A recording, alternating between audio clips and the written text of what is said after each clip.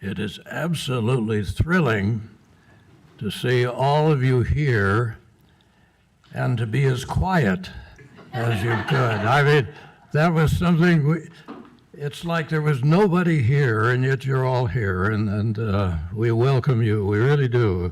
It is a day of beauty outside, and I think beauty inside as well. So I welcome members of the council and our staff and some honored guests. We will open this meeting, which is now called to order, and we will ask a roll call to be taken at this time. Thank you, Mr. Mayor. Councilmember Connors. Here. Councilmember McCary. Here. Councilmember Moore. Present. Mayor Pro Tem Horn. Here. And Mayor Hatch. Thank you. We're all here now. Let us all rise for the Pledge of Allegiance, led by Councilmember Connors. All of you who are veterans can render a hand salute during the flag salute. I pledge allegiance to the flag of the United States of America and to the republic for which it stands, one nation under God, indivisible, with liberty and justice for all.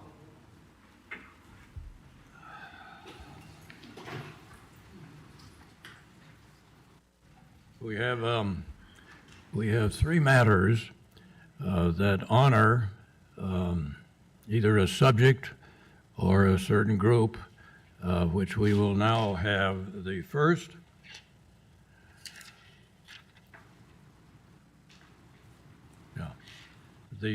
is number 4.1 on the presentation and ceremonial matters. It is a proclamation that will be presented to, and we'll ask her in just a moment to come up and perhaps share a few thoughts about this. And that is, this is Elder Abuse Month. And as I look out in the congregation here, I encourage you all to stay awake because we're all old, and so this applies, right? Okay. Patty Moulton, would you come up and introduce yourself and inspire us for a few minutes? Thank you so much, Mr. Mayor, honored council members and staff and neighbors from Laguna Woods. It's really a pleasure to be here. I have represented Alzheimer's Orange County for 19 years, and so it's really a pleasure to be invited to speak a little bit about how important it is that we're aware of elder abuse and that we take measures to prevent it, to interdict it, and to help the people that are suffering. Because just here in Orange County in 2023, almost 25,000 calls were made to Adult Protective Services, and it resulted in almost 17,000 investigations of elder abuse. And of those here in Orange County, 41% are financial abuse matters, and about 90% of those are perpetrated by family members of the older adult person.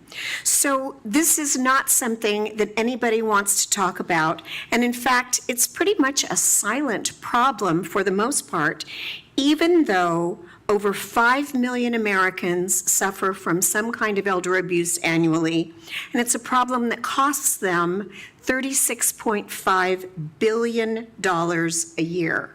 So it's not a small problem in the United States, and certainly not in Orange County. Orange County is aging faster than any region in the United States of America. We are going to be fortunate enough by about 2030-ish to have more 85-year-olds here than anywhere in the country, even Florida. And so we need to understand that not only do we need to empower ourselves and all of us who hope to turn 85 and enjoy Orange County living, but we need to be sure we're looking out for the people who maybe are less powerful, more vulnerable, and need our support, or just need a little extra help to avoid becoming victims, even from family members who might think they're entitled to their inheritance a little early. Most people who suffer from elder abuse do not have a dementia, but with half of us vulnerable to dementia at age 85, it becomes a little different problem that we have to change our lens a little bit, because only about half of us ever get diagnosed with our dementia. So people may not realize that they have a cognitive disorder and that their judgment may be flawed. And other people may not want them to get diagnosed because they enjoy the opportunity to take advantage of people's difficulties in judgment and recall.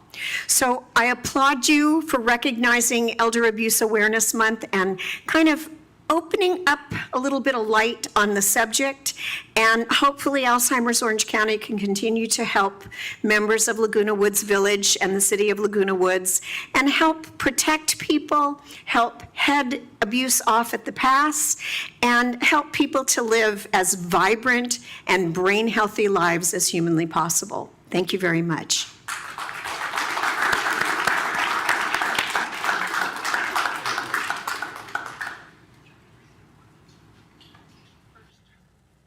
You want to read it?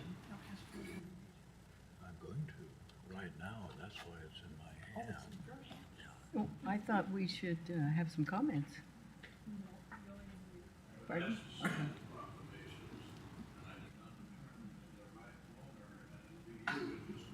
Okay.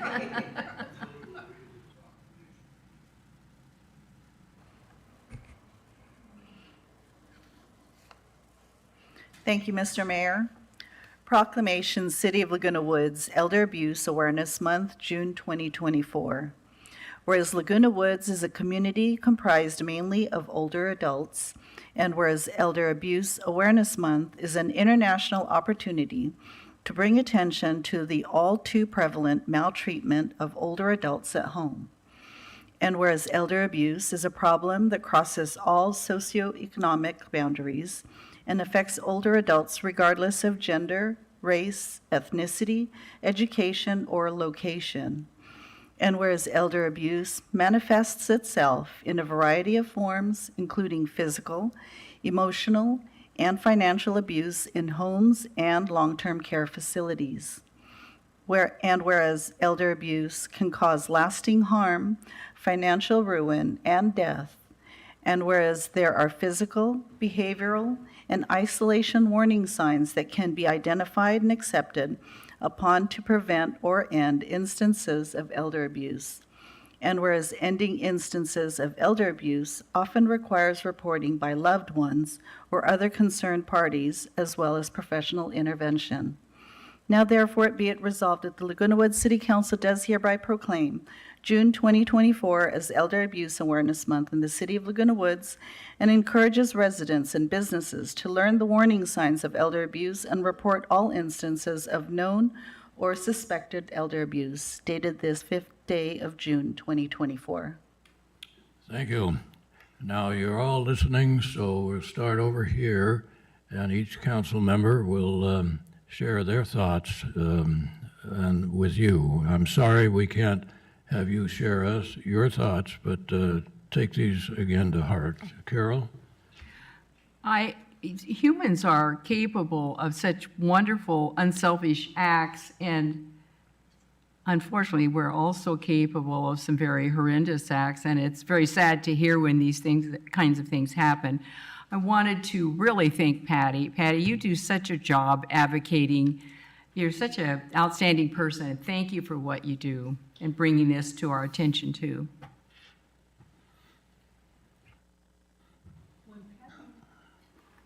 When Patty said that Orange County, or people in Orange County are aging, she said our population is aging faster than any place else in the United States. I've got a little concerned because I think I'm growing old quite fast enough, and I don't really want to be aging faster than anybody else, but I know what you mean. I think we're fortunate to live in a pretty close-knit community where we can keep an eye on each other. And part of this awareness is that we do look out for each other and we are alert for signs of financial abuse or physical abuse so that we can bring it to the attention of Adult Protective Services or social services here in the village and get some guidance and take care of each other. So I encourage you to do that. Thank you. Sherry. There's so much to say about elder abuse, and it's really important that each of us get to know the signs. If you're having lunch with someone and you see black and blue marks on their arm, if they're not taking care of themselves, and they usually do, if their clothing is old or ragged or not the way they used to be, it's appropriate to ask questions and know what you can do.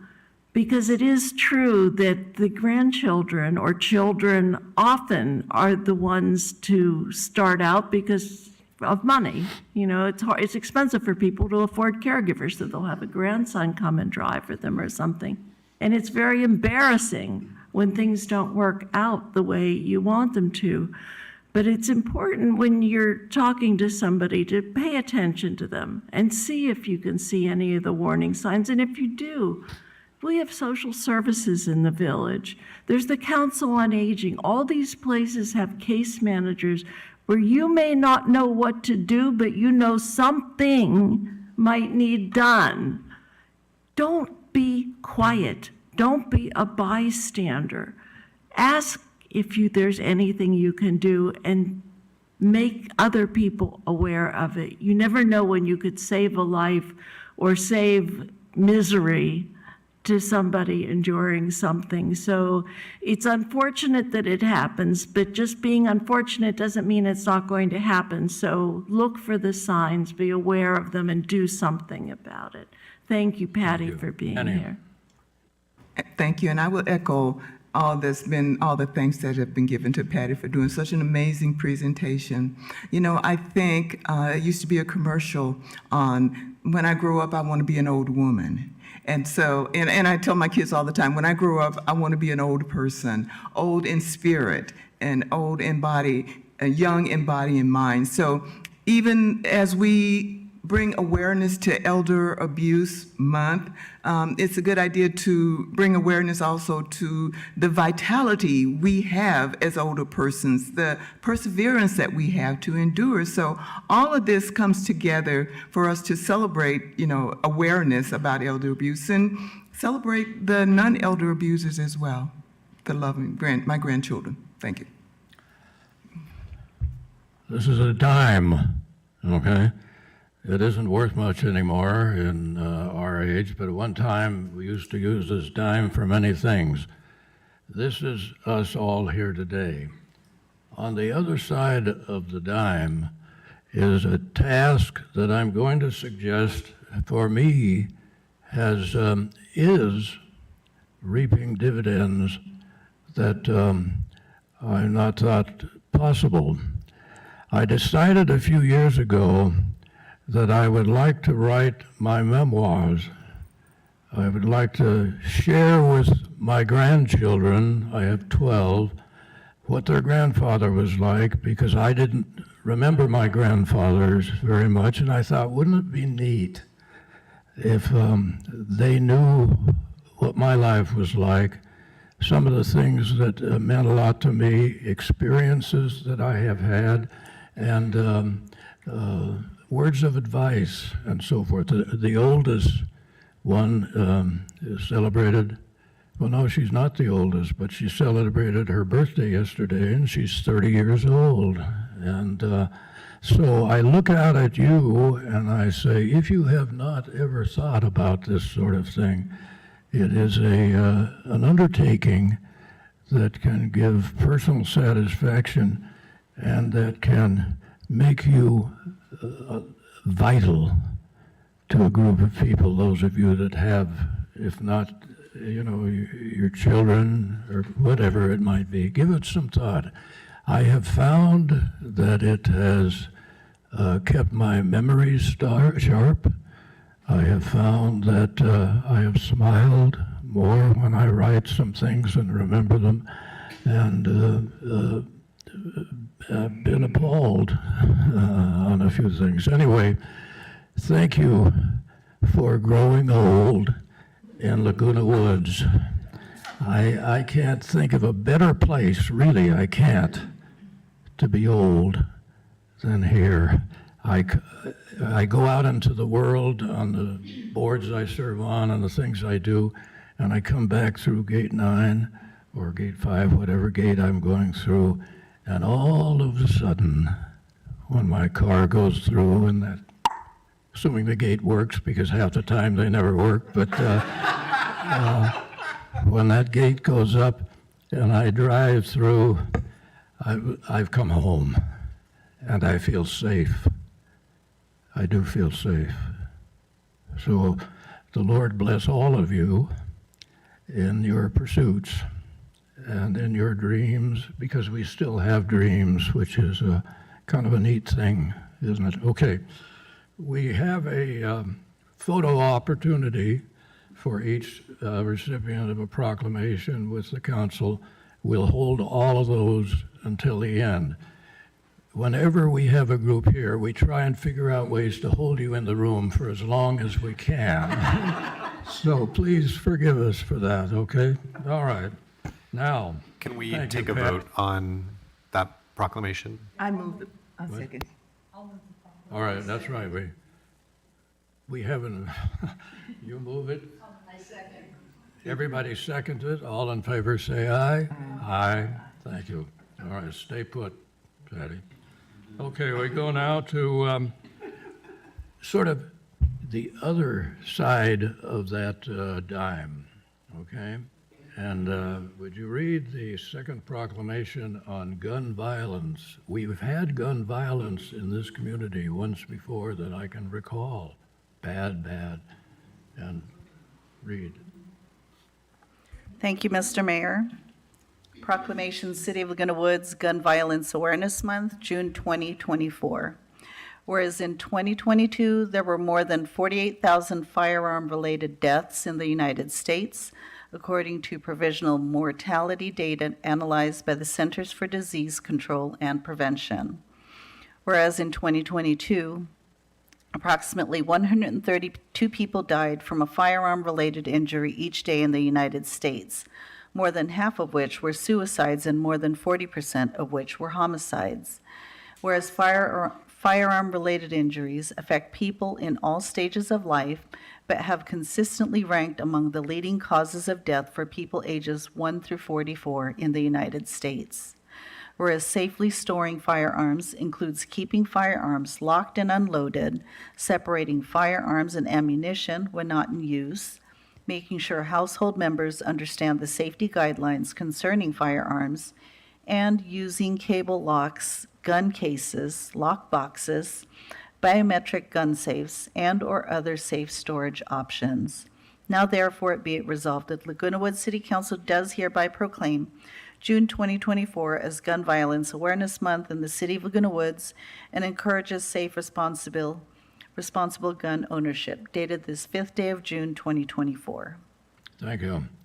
We have with us the second in command of our area from the Sheriff's Department, and I've asked Sergeant Weller to come up and share just a couple of professional thoughts on what even something that may be available for us. Sergeant, why don't you come up?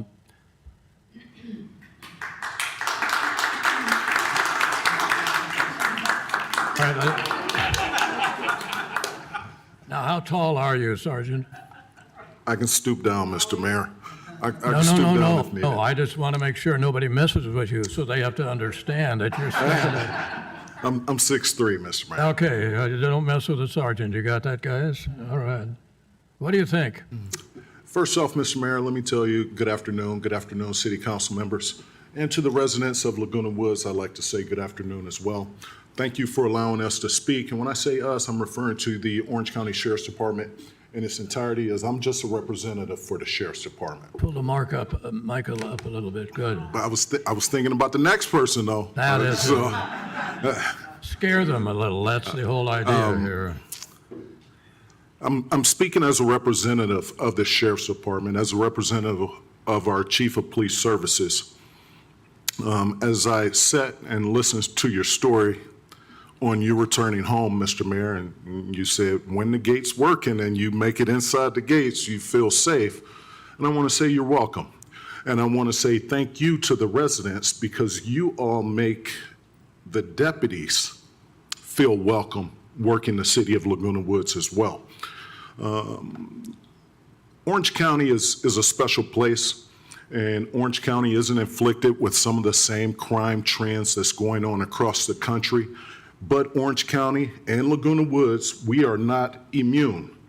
2 years ago, we were the victims of an ugly incident that took national news, and our deputies responded accordingly because our sheriff and the sheriff's department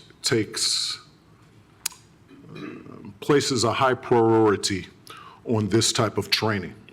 Our department is always pushed. We are always being innovative, looking at different approaches on how we approach gun violence and things of that nature. We have another day-long event where different teams will be evaluated of how they would respond to an active shooter type incident. Again, the Sheriff's Department pushes MACTAC training, I apologize, those are acronyms, criminal or critical incident response teams. We're always pushing to have our deputies have the most up-to-date, innovative tools and resources at their disposal. We're always testing our capabilities, and we always want to make sure we're putting the best law enforcement professional on the street to protect each and every one of you on a daily basis. Lastly, one thing I will say is the state is changing a lot of laws on how we have to address and store our weapons, kind of like, or as City Clerk read to us from the proclamation, where safes are important. When you have weapons in your vehicles, it's important how you store your weapons inside vehicles.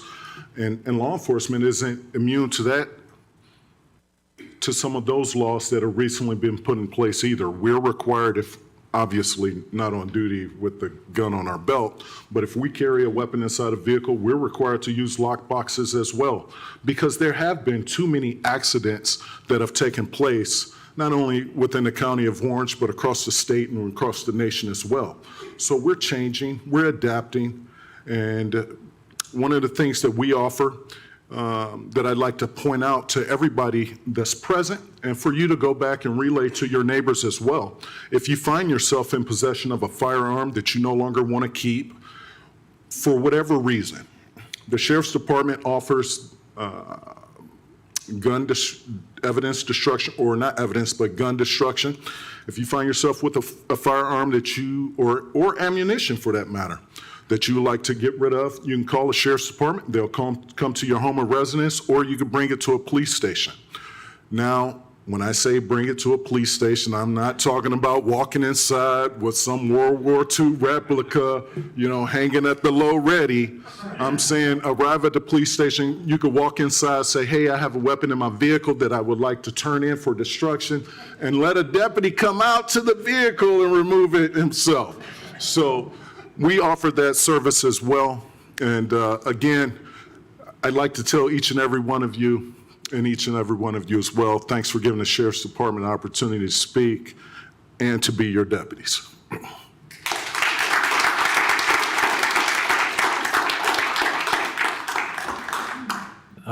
We've had a lot of rain, haven't we? It's been good, hasn't it? Think back, when a big rainstorm comes, or when you get a lot of rain, what usually ends up at the end of the rain? A rainbow, and I don't recall I've seen any rainbows in the storms. It just seems it gets gray. Well, the last proclamation is a rainbow for many people, and for all of us, really, I think. So that's right. I'm in the proclamation. Oh, did you? Whatever. I'll say.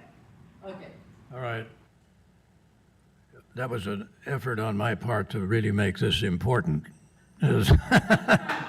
So we stop the world, so we stop gun violence, okay? All right. First, second. All right. All in favor, aye. Aye. Aye. That passes unanimously. Now, I'm ahead of myself, so let's talk about rainbows for a minute. Go ahead. Thank you, Mr. Mayor.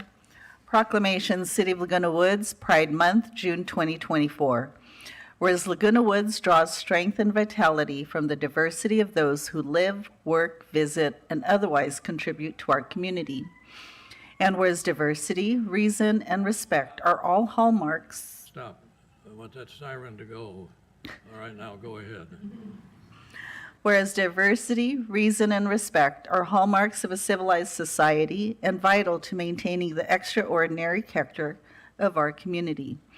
And whereas there are residents, members of the businesses, community, and others who are part of the lesbian, gay, bisexual, and transgender community. And whereas Pride Month is an opportunity to reflect on the ways that we all come together with a commitment to mutual respect and consideration. And whereas the City of Laguna Woods opposes discrimination in all its forms and supports the fair and equitable treatment of all people. Now therefore be it resolved that the Laguna Woods City Council does hereby proclaim June 2024 as Pride Month in the City of Laguna Woods and encourages individuals to support understanding, to fight prejudice and discrimination in their own lives, and to treat others with dignity and respect. Dated this 5th day of June, 2024. Thank you. I'm a little confused now. Comments from the board? Do you want it after? No, before we, I've lost it. You can certainly move the proclamation, take the vote, and then go to council Then comments if you would like. All right. Yeah. All right. All in favor? Aye. Any opposed? Okay, comments first from, A pleasure to have so many people turn out each year. I think that makes us feel that we're going through this effort and you're there and you appreciate it too. I do believe that is true. We thank you so much for coming. You guys are sort of invisible for a lot of the year. You just kind of blend into the general population, which is probably exactly where you belong as members of our general population. It's nice to have you here. It's nice to see you here every year. I look forward to I do getting to too. know a bunch of you better. Thanks. Diversity is one of the definite cornerstones of our city. We enjoy it, we enforce it, we encourage it, and we're thrilled to see you all here today because you're important to us. So thank you for being here. I wish we flew the pride flag, but we don't. We don't have that kind of ordinance. So, but thank you for being here. At least we can do a Pride Month, so welcome. I just echo all the amazing comments that have already been spoken to, and just, you know, as an invisible population myself, it's really an honor for me to celebrate with another, quote, invisible population. So I joined the city council, I joined the entire world in saying thank you for being who you are, and for the city of Laguna Woods, thank you for coming out and being with us for this moment. now, is there anyone here that was going to speak for the club? I will. All right.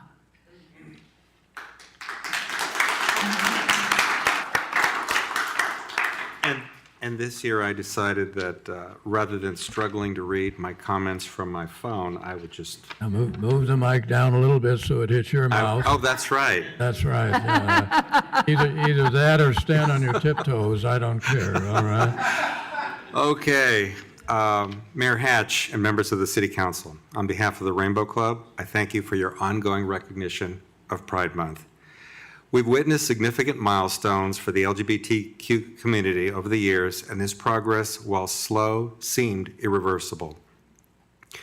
Then 2 years ago, the Supreme Court overturned Roe v. Wade and stripped women of a right that had existed for 50 years.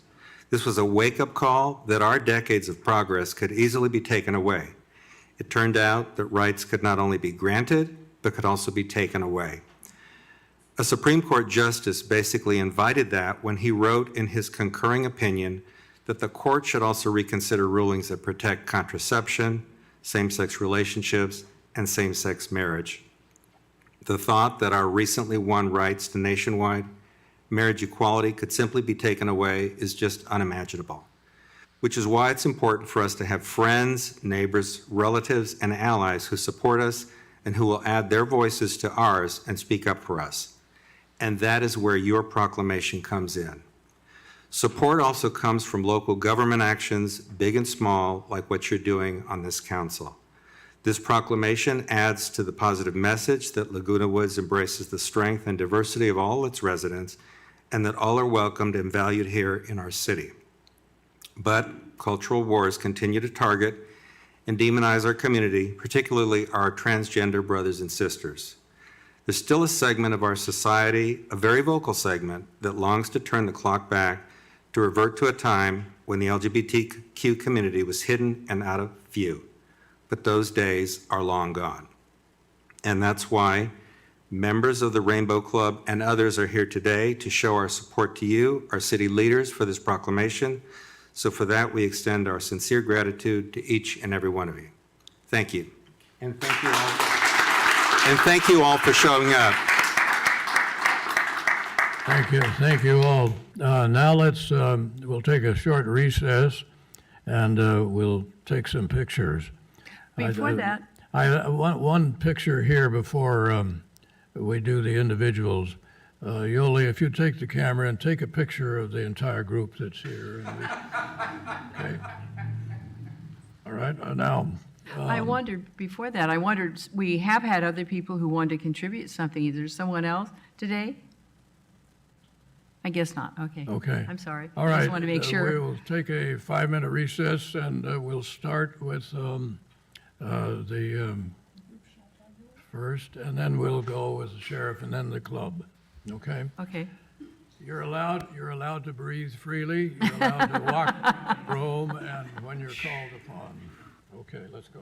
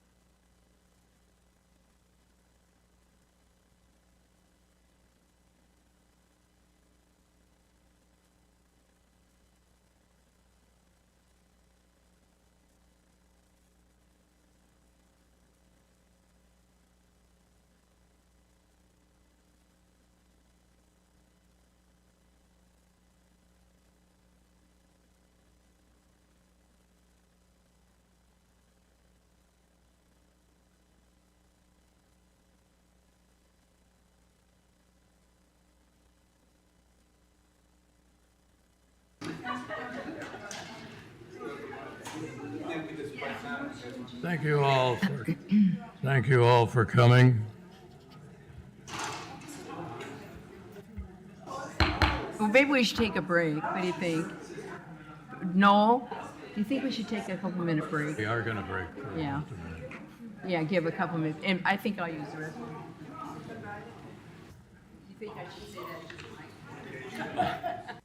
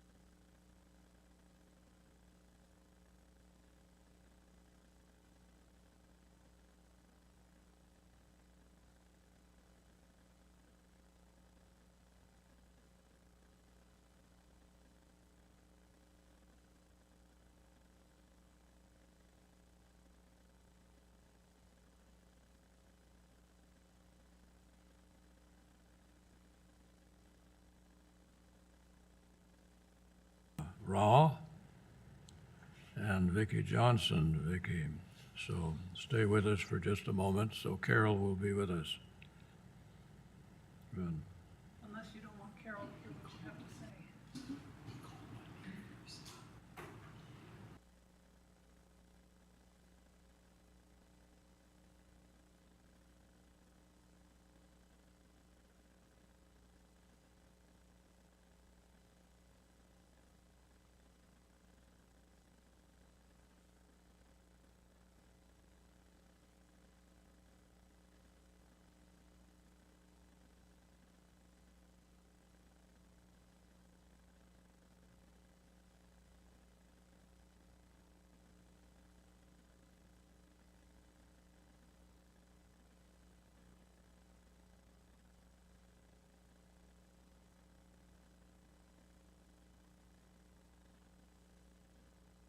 Table here and you can arm wrestle, but okay, Mike, get up there and shine.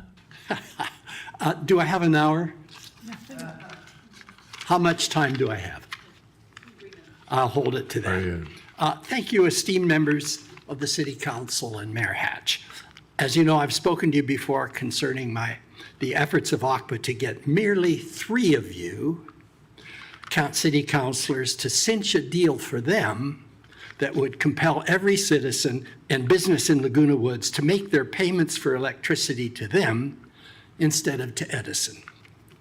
And they claim that will make the energy we receive cleaner and greener than if you paid Edison. That's all they need to make a binding contract. Merely 3 of you, and that's the focus of their attention, 3 of you. I made a statement at a recent city council meeting at Irvine, where I had lived at the time ACPA had trouble beginning, and expressed my view that they have not overcome their troubles.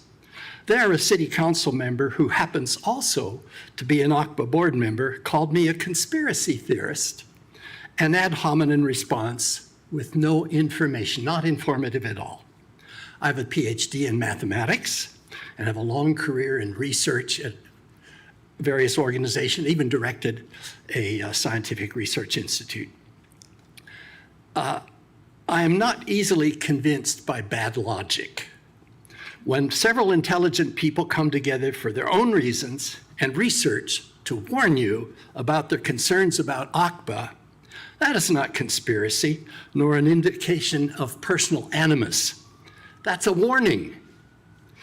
ACWA claims they will put more green energy on the grid than Edison, but Edison is compelled to put on the green whatever green energy is made available to them. They have to buy it from the wholesale energy market and then charge the taxpayer, the ratepayer, whatever they had to pay for it, at no markup price. They're constrained by regulation. They're part of your bill for their they're part of the bill for their delivery service has nothing to do with ACWA and vice versa. ACWA is not regulated. It's a red herring to use public dislike for utilities to make themselves look better. ACWA doesn't own green energy generators and put energy onto the grid. They simply trade in huge and a fast-growing energy market. They are middlemen, and whatever effect they may have on the quality of energy on the grid, you cannot possibly know, because they will not allow you to examine their books to see what their trades are. You can't see it. ACWA trades may actually result in more dirty energy going onto the grid. That's because the energy market is new and not properly regulated with closed loopholes. The price differential, they can buy a certificate for green energy, slap it onto a dirty green energy supply, and make a price differential that's quite considerable when you leverage that ratepayer over the ratepayer money, and they can gain huge amounts from that. Can ACWA prove they're making the grid greener? About 3 minutes. We could only know by seeing their books. Show us your books, ACWA. Thank you. Mike. Thank you very much. Thank you. Vicki, Yes, thank you. you got lowered. I'm on a hearing aid, squeaking a little bit. Good afternoon, Mayor Hatch and City Council members. At the last council meeting on May 15th, you hosted a presentation by the Orange County Power Authority. It lasted about an hour, along with questions. OCPA was given much more time than any of us who were only allowed 3 minutes. If Laguna Woods joins OCPA, I estimate between 10 and 20 million per year will be diverted to the Orange County Power Authority. 20 million from all of our electricity bills, from all of us in the city. This 20 million assumes a figure that OCPA uses for the average monthly bill. So I'll use that estimate. This is why the Orange County Power Authority is targeting you, the council, for $20 million a year for you to vote to join them. They say their bills will be $1 or $2 less per month, only $1 or $2, but they can change the rates at any time. In my opinion, the Orange County Power Authority has been soliciting at Laguna Woods Village and taking advantage of our unsuspecting retirement community. When we go to a Laguna Woods Village, we trust the speakers and sponsors are well chosen. OCPA gives funding to the Climate Action Campaign, and Climate Action Campaign has presented at 2 major Laguna Woods Village events. To my knowledge, they don't disclose this. 2 at the last city council meeting, 2 Climate Action Campaign people spoke to you. They did not disclose this funding that they receive. So their marketing is, of course, on behalf of Orange County Power Authority. They're paid advocates, and they don't disclose the substantial risks. Make no mistake, they are targeting you, the city council, for $20 million a year. You can watch a talk hosted by concerned citizens April 2nd. You can hear Ann Creation of the Climate Action Campaign say. They had slides for all these things with your pictures. We're going to talk to you, the audience, concerned citizens, about how y'all can contribute to making this happen at Laguna Woods. We need 3 city council votes. We don't need 5. We just get to 3 and let 2 of the rest of them talk about whatever they want to talk about. We just get the 3 and it's done. And in these slides, showing your pictures, steps that you need to take, a pathway that you need to follow, and like any good marketing presentation, a deadline. So they showed that too, of December 31st. Thank you, Ms. Johnson. Your time's up. All right. Okay, thank you. I guess my mic was not on. We have no other requests to speak. We will now move to, the public comments section is closed. We will now move, are we having a treasurer's report? Treasurer's report will be provided at your next meeting on June 26th. Thank you. We've come to the consent calendar. All matters on the consent calendar are considered routine and will be acted by one vote. There'll be no separate discussion on anyone unless one of you wishes to remove any item from the consent calendar. Looking to my left Move the and my consent. right. Okay. I'll have a motion then Move to the approve. consent calendar. Second. Moved and seconded. All in favor? Aye. Any opposed? No. Unanimous. We'll now move to item 8. There are none public hearings, so that is now closed. We now come to a very interesting part of our business. Item number on City Council business, item number 9.1, the Woods End Wilderness Preserve Trail Drainage and Improvement Project. City Manager, would you share with us this? Sure. So a bit of background first before we get into the meat of the project. For people who are unfamiliar or lesser familiar, Woods End Wilderness Preserve is a city-owned piece of property located just north of the intersection of El Toro Road and Aliso Creek Road at the westernmost side of the city. There are 10.6 acres there that the city acquired in 2002. They had previously been identified as potential future housing units. City acquired it in 2002 with the help of some state funds, specifically to include it as part of the Laguna Coast Wilderness Park. In 2011, the city entered into a lease agreement with the County of Orange that leased Laguna Coast Wilderness Park, or Woods End Wilderness Preserve, to the county for operation as part of the Laguna Coast Wilderness Park. That current lease agreement runs through 2047. In the lease agreement, it requires the city to obtain the county's approval prior to making any improvements within that city-owned property. There's a couple of caveats there. It requires that the county's approval not be unreasonably withheld.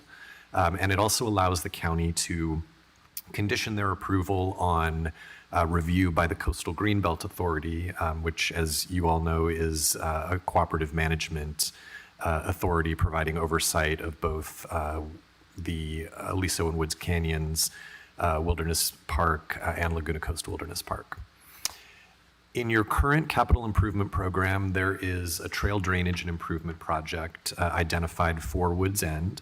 This is a project that has both been a long time in the making, but currently benefits from some state park bond money that is available to fund a portion of the project, and then also some American Rescue Plan Act funding also available for the project. There is a bit of general fund money in the mix here. There's a match requirement for those park bond monies, so there is a general plan match already budgeted. The project has a number of goals, but really foremost amongst those goals has to do with stormwater runoff from Woods End. Prior to leasing the property to the county in 2011, the city removed an asphalt driveway that connected right back behind the vehicle gate that you see on the left side of this picture, wrapped around up the trail a bit. Since that asphalt was removed and the grade of the trail was changed, we've had a recurring issue with stormwater runoff transporting sediment down the hill and into both the sidewalk and then the street itself. You can see here in this picture that there's a large accumulation of sediment in the curb and gutter here, but it also extends out into the street. You can see some of the discoloration having come down that hill. There's a second image that shows a similar thing, but from a different direction. This is looking west on El Toro. The sidewalk should be gray. It is significantly redder in these pictures. And then you can actually see this mound of sediment over here where my cursor is. That is sediment that we have swept and removed from the sidewalk and the street and returned back to the park. So the sediment issue is real.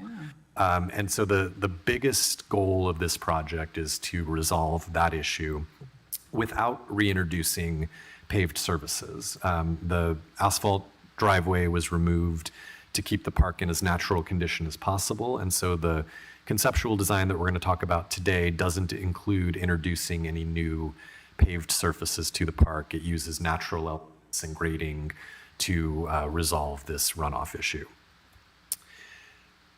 Another goal for the project is really to refresh the park itself, but principally to enhance wayfinding to the park. The image that's on the screen in front of you is really the image of the frontage of the park. The pedestrian access gate is between these two pilasters, relatively in line with the crosswalk.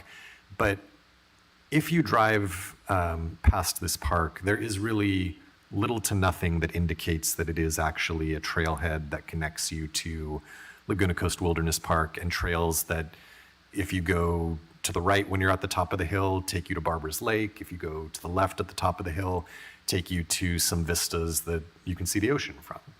There's nothing to indicate that this is a park with all of those opportunities in it. So the second goal, once we address the sediment issue, is to refresh the entryway area and to enhance wayfinding, draw some attention to the park itself. In addition to that, we have 4 other goals. One, the pedestrian entrance, we're looking to move that closer to the on-street parking. If I go back to that previous slide, the pedestrian access gate right now, where my cursor is, the parking for the park is on-street parking, but it's located to the left of this image off the screen. And so if you park here, you end up having to walk past the trail itself, which is kind of where my cursor is moving here, to this pedestrian gate and then cut back to the trail itself. We're trying to eliminate that and consolidate the entrances at a single point that is more proximate to the on-street parking. With this, there's a bit of planting required. We're seeking to maintain a plant palette that's representative of the Laguna Coast Wilderness Park. Prior to coming up with a conceptual design, April from our staff and Andy from RJM Design Group, who are both in the back, participated in a tour with county staff of the Laguna Coast Wilderness Park, in part to identify plant species that could be incorporated into the plantings at the El Toro frontage that would be similar to what you're going to see in the park itself and not introduce a completely different look or feel at the street side. We're looking as part of this project to add bollards at the intersection as well. I am sorry to say that we have had several instances where vehicles traveling northbound on Aliso Creek Road have continued past the intersection and into the park. That obviously poses a safety hazard for users of the park, but has also resulted in a fair amount of property damage. If you go out there right now, you can see that in the wood fence that exists, there are several different shades and conditions of wood. That's primarily because cars have gone through it, knocked down the fencing, and we've replaced it in pieces over time. So we're looking as part of this to both install steel bollards at the street side to prevent vehicles from traveling into the park if they do cross through the intersection. But we're also looking to include some additional lighting in the park, including uplighting on some new signage that should make it seem less dark and potentially less attractive to a car continuing through the intersection. You had a question? But would you go back to the photo Yeah. and show where you're going to put the ballers? I was trying to, right Yeah, there? basically there are warning signs out there right now. So if you're coming down the road and it's dark, your headlights should pick up the fact that, there is some hazard signage out there. We're looking to fortify that a little bit. If your car travels through the intersection, you can easily knock over those warning signs. Those are just small steel poles. We would be looking to do something more substantial to stop the car at the street side and not allow it to enter the sidewalk or enter the park itself. So they'd be in that same general area. And then finally, we have an interest in adding some video surveillance at the frontage of the park, both for our purposes and for county park staff. We've had some preliminary discussions with El Toro Water District staff about locating some of that surveillance on their lift station, which is just to the side of the screen here. There's some poles that already exist there. Rather than place new poles, we'd like to, again, to preserve the natural aesthetic of the park, take advantage of what's already there. And then we would make that surveillance footage available to both the county and the city, but also to the El Toro Water District as the host of that infrastructure. So those are the goals as we set out to complete the project. There's a conceptual design that's included in your agenda packet. I've put the 2 sheets on the slide here, and I'll walk through a couple of pieces of it, but I'm happy to answer any specific questions on things I don't cover. The image at the top of the screen is the street side image that exists currently. There are some callouts there that identify what we would be removing versus retaining. And then the image at the bottom is a rendering of what we're looking to do with that property. A couple of things to note. We have proposed a monument sign for the property, which would be the most visible designation of it actually as a park site. The county has sign standards for the Laguna Coast Wilderness Park that our sign would comply with.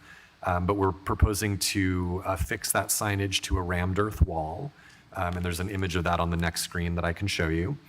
That rammed earth wall would have 2 purposes. One would be to provide that monument signage, but then on either side of the monument sign, it would drop down to a lower height and act as a retaining wall of sorts for sediment coming down the hill. There would be a new wooden fence constructed. That wooden fence, rather than being machine-cut rectangular pieces of wood, would be split rail cedar to give it a little bit more body, a little more dimension, and again, a little bit more of a natural feel. That split rail cedar fence would run into the rammed earth wall to try to avoid the appearance that we have a bunch of different things out there. We try to aesthetically incorporate it. There's a new pedestrian gate that's proposed, again, closer to the driveway area, which is also closer to the on-street parking. It would be immediately adjacent to the vehicle access gate.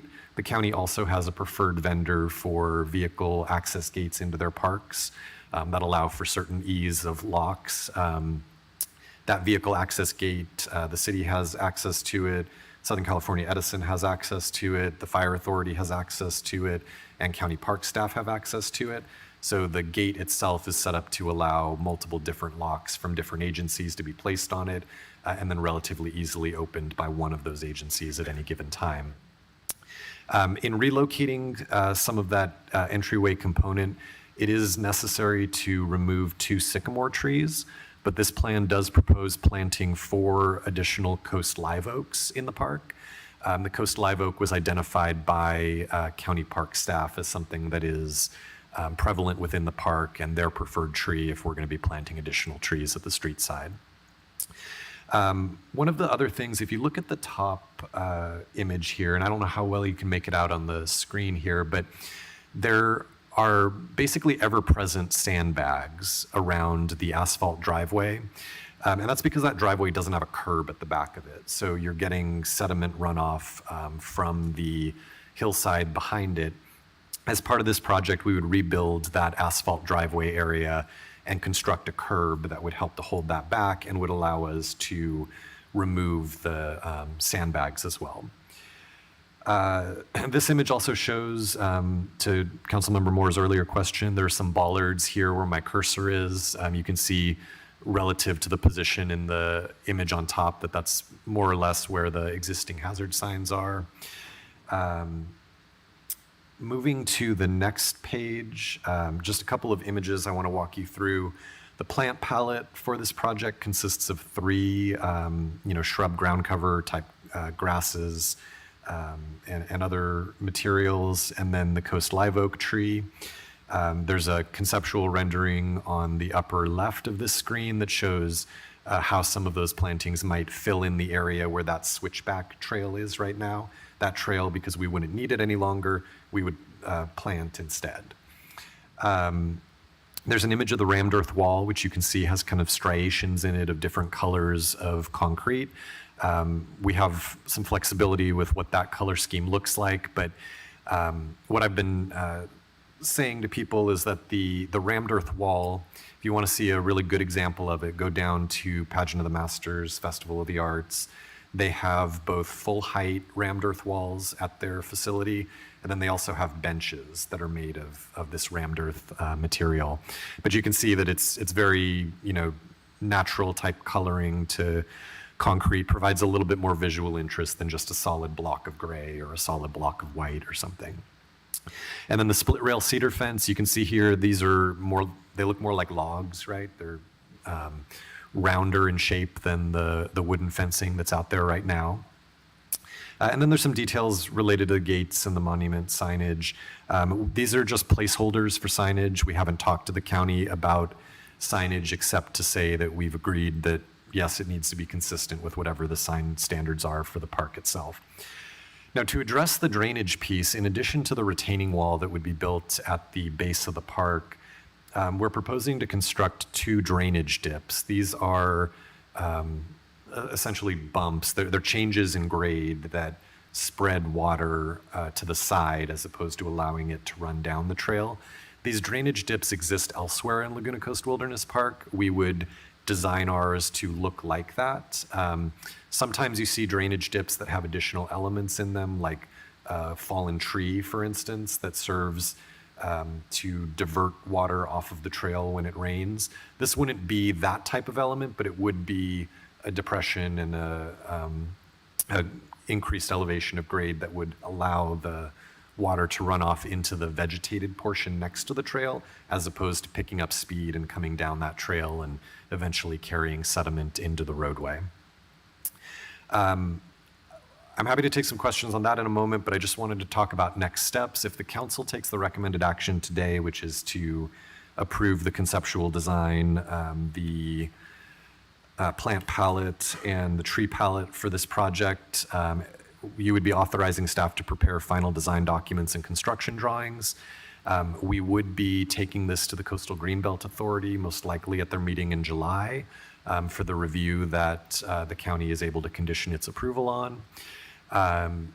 Once we have final design documents and construction drawings, we would be releasing this project for competitive bidding, ultimately selecting a contractor for it.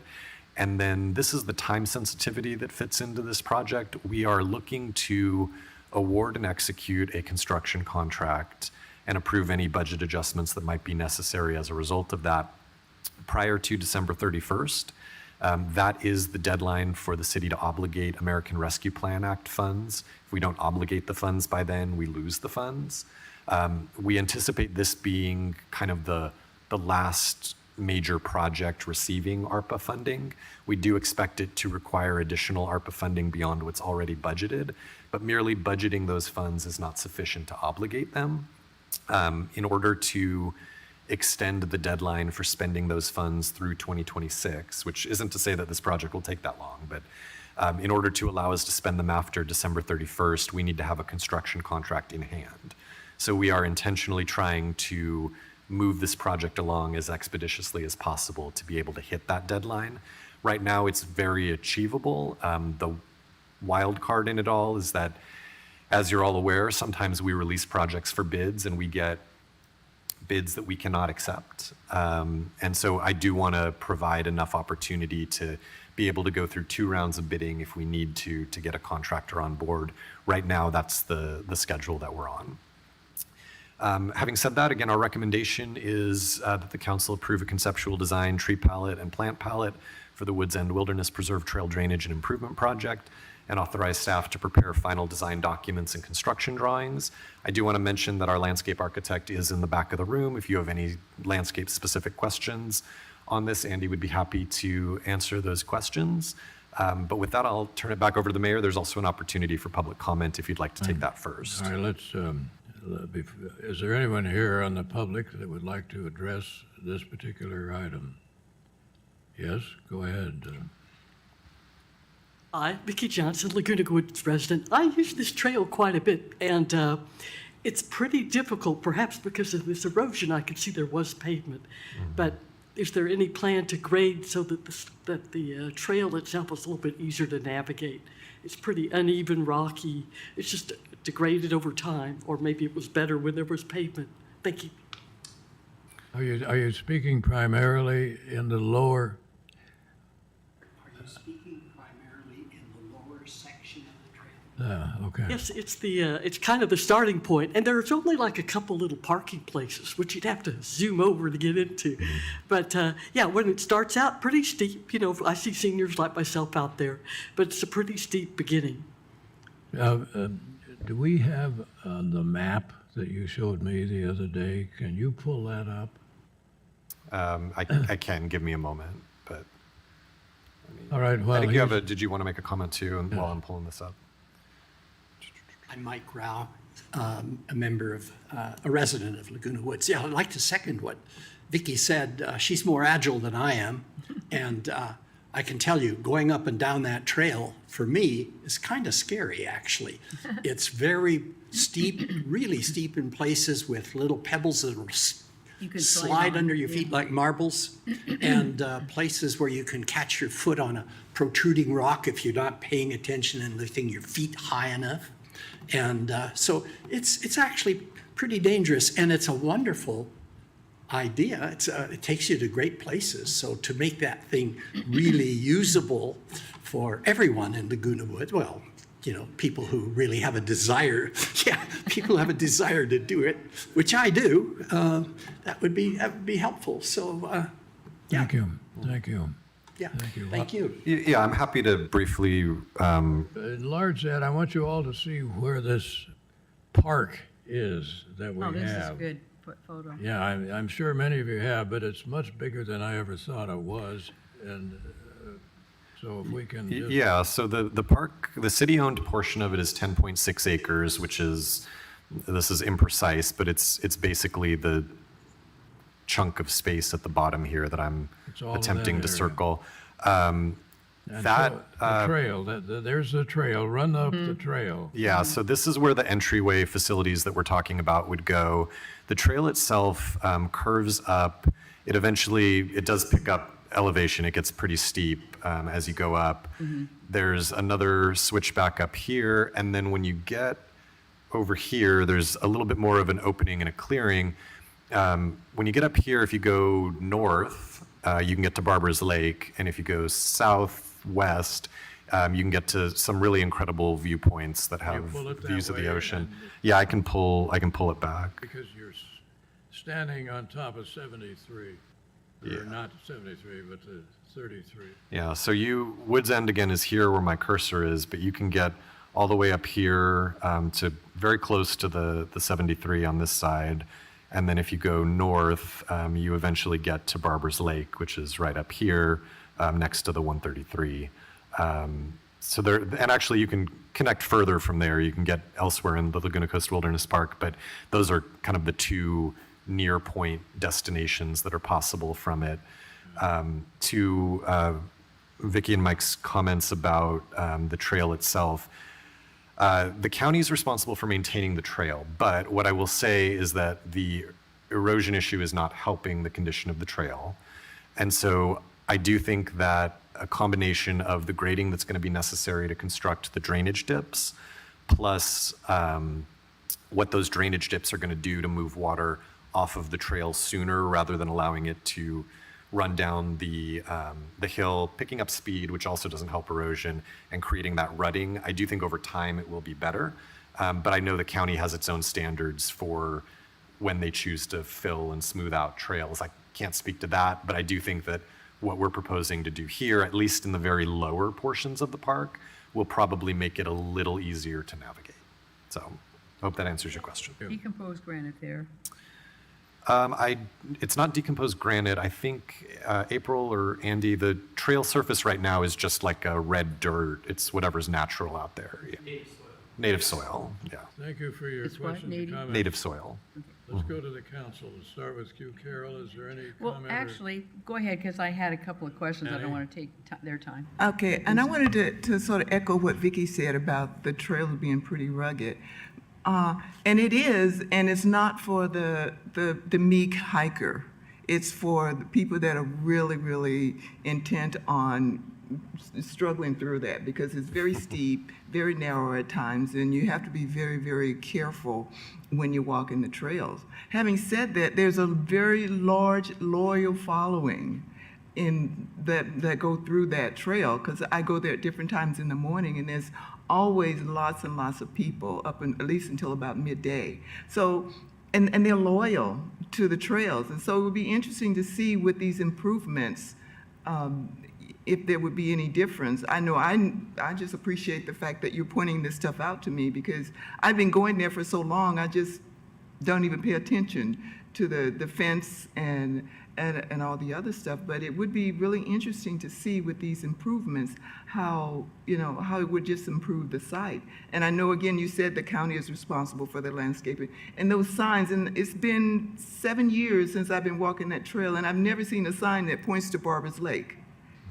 We go by memory, you go with the group and then there's Barbara's Lake. You go to the other side and it's like another view. So it'd be interesting to see how these improvements really just sort of enhance the trail. Thank you. Mary. I think the improvements that you have are really nice looking. I think they blend in with the area. The wood is treated and it looks really nice.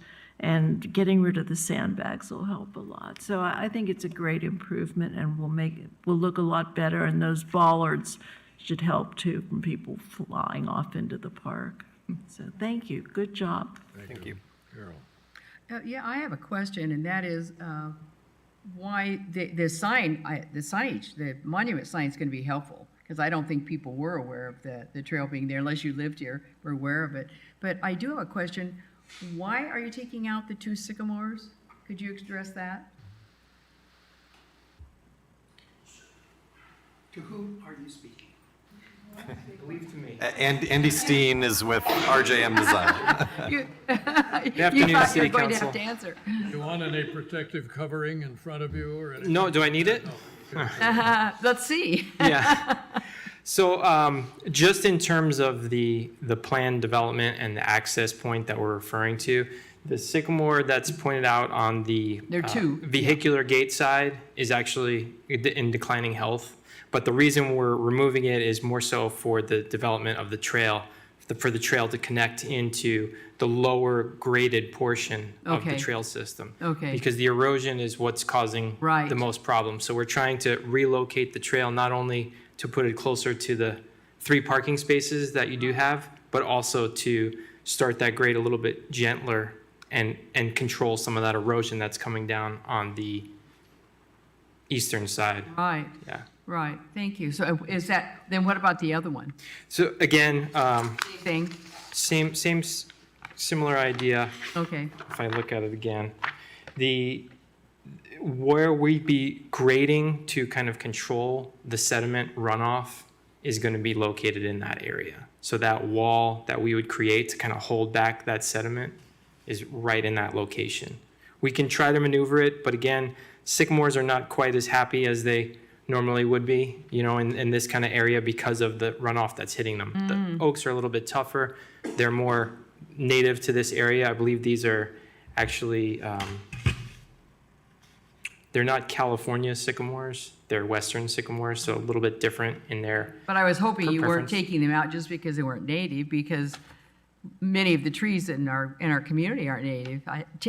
Trees don't have to be native. If they're happy, they're happy, but you say they're not happy. They're declining for sure. Okay. Yeah, yeah. That's a different reason. Yes, Okay. Yep.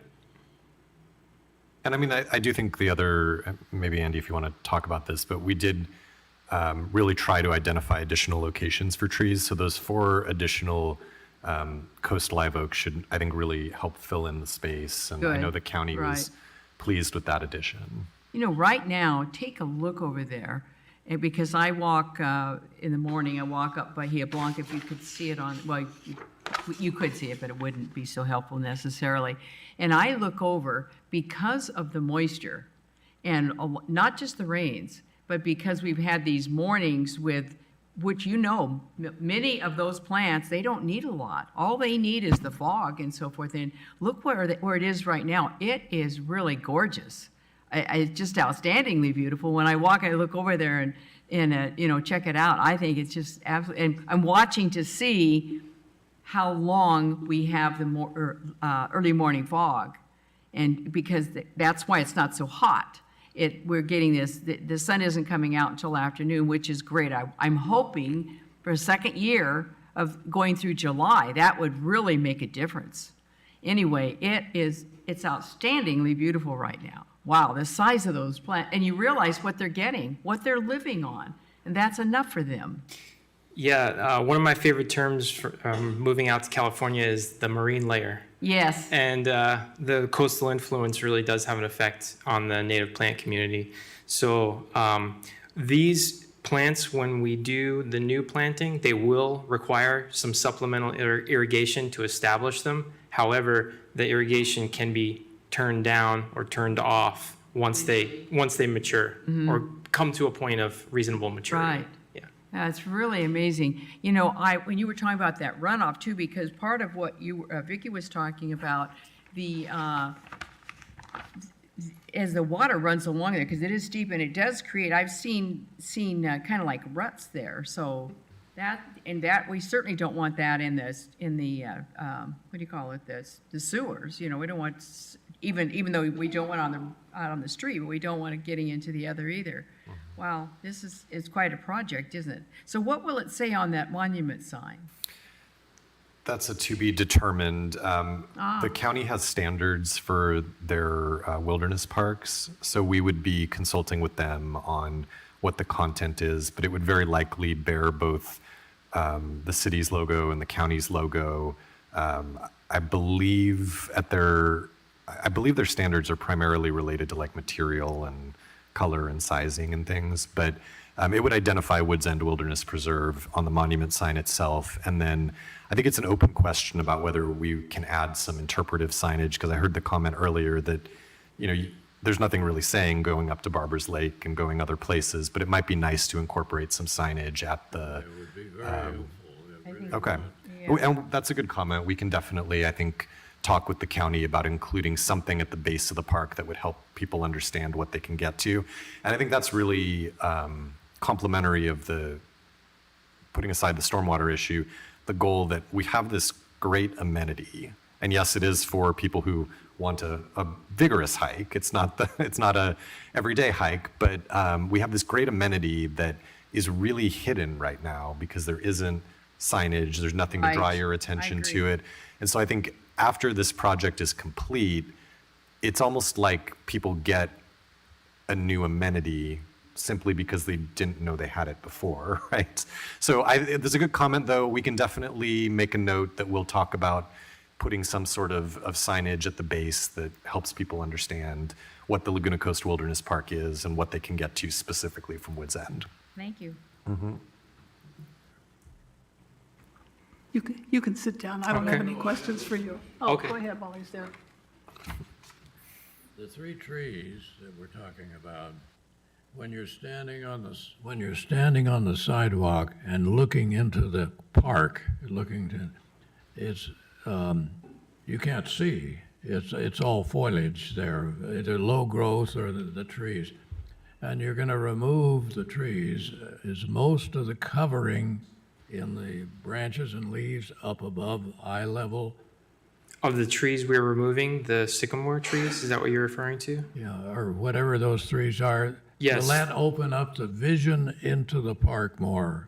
Or will the rest of the growth still hide what The rest of the natural growth that's done so well is hiding, the rest of the wilderness Yeah. behind it. So what we'd be removing would really visually not be Wouldn't- it opening wouldn't- it up visually. wouldn't open it up at all? Other than 2 trees missing, would be removed, that would be it. But it's the lower canopy, the shrub material at the base that's grown up over 10 feet tall is what's blocking your view from Okay, seeing all right. the rest of the wilderness park, So that will stay. if I understand correctly. Okay, Yeah. thank you. All right, now, I don't take this trail because it's too steep, it's too rutted, It is. Now, there's and I'm too rocks. old. But I just want to point out that you can drive to the Nix Nature Center and park there, and then cross under the 133 and go around Barbara Lake and walk up to there and then out to the west and avoid that hill or get your elevation a little more gradually. So I think it's a good project and I approve.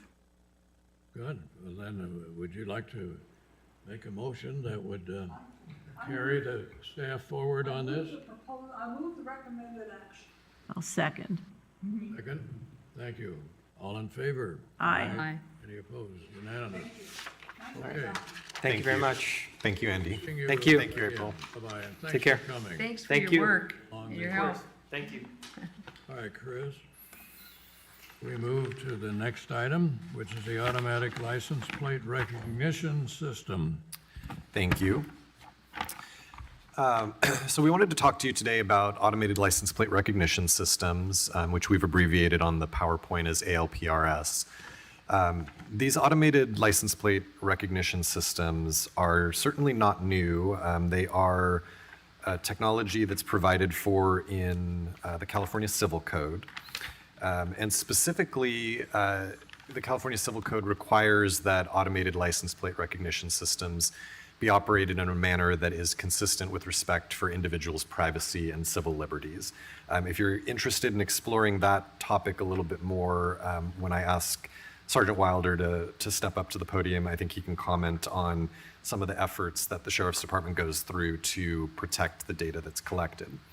But these recognition systems are essentially computer databases that are compiled from footage captured by cameras, typically mounted on traffic signal poles, that read and convert images of vehicle registration plates and the characters on them. So your license plate gets captured into it, fed into a computer algorithm.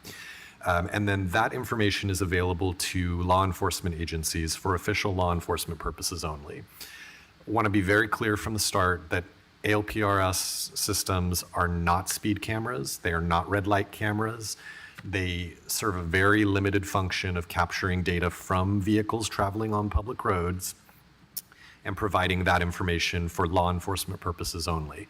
State law prohibits the sale or monetization of this footage, so it's not like data from your cell phone, which may be sold by your cell carrier. There are very, very specific guardrails placed on the use of this footage.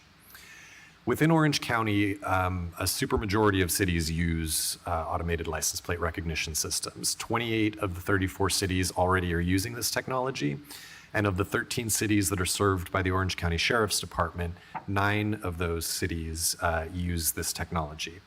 I've included a table in your agenda report that breaks it down city by city, but within the Sheriff's Department's jurisdiction, the cities that are not using it, it's Aliso Viejo, Mission Viejo, and Villa Park.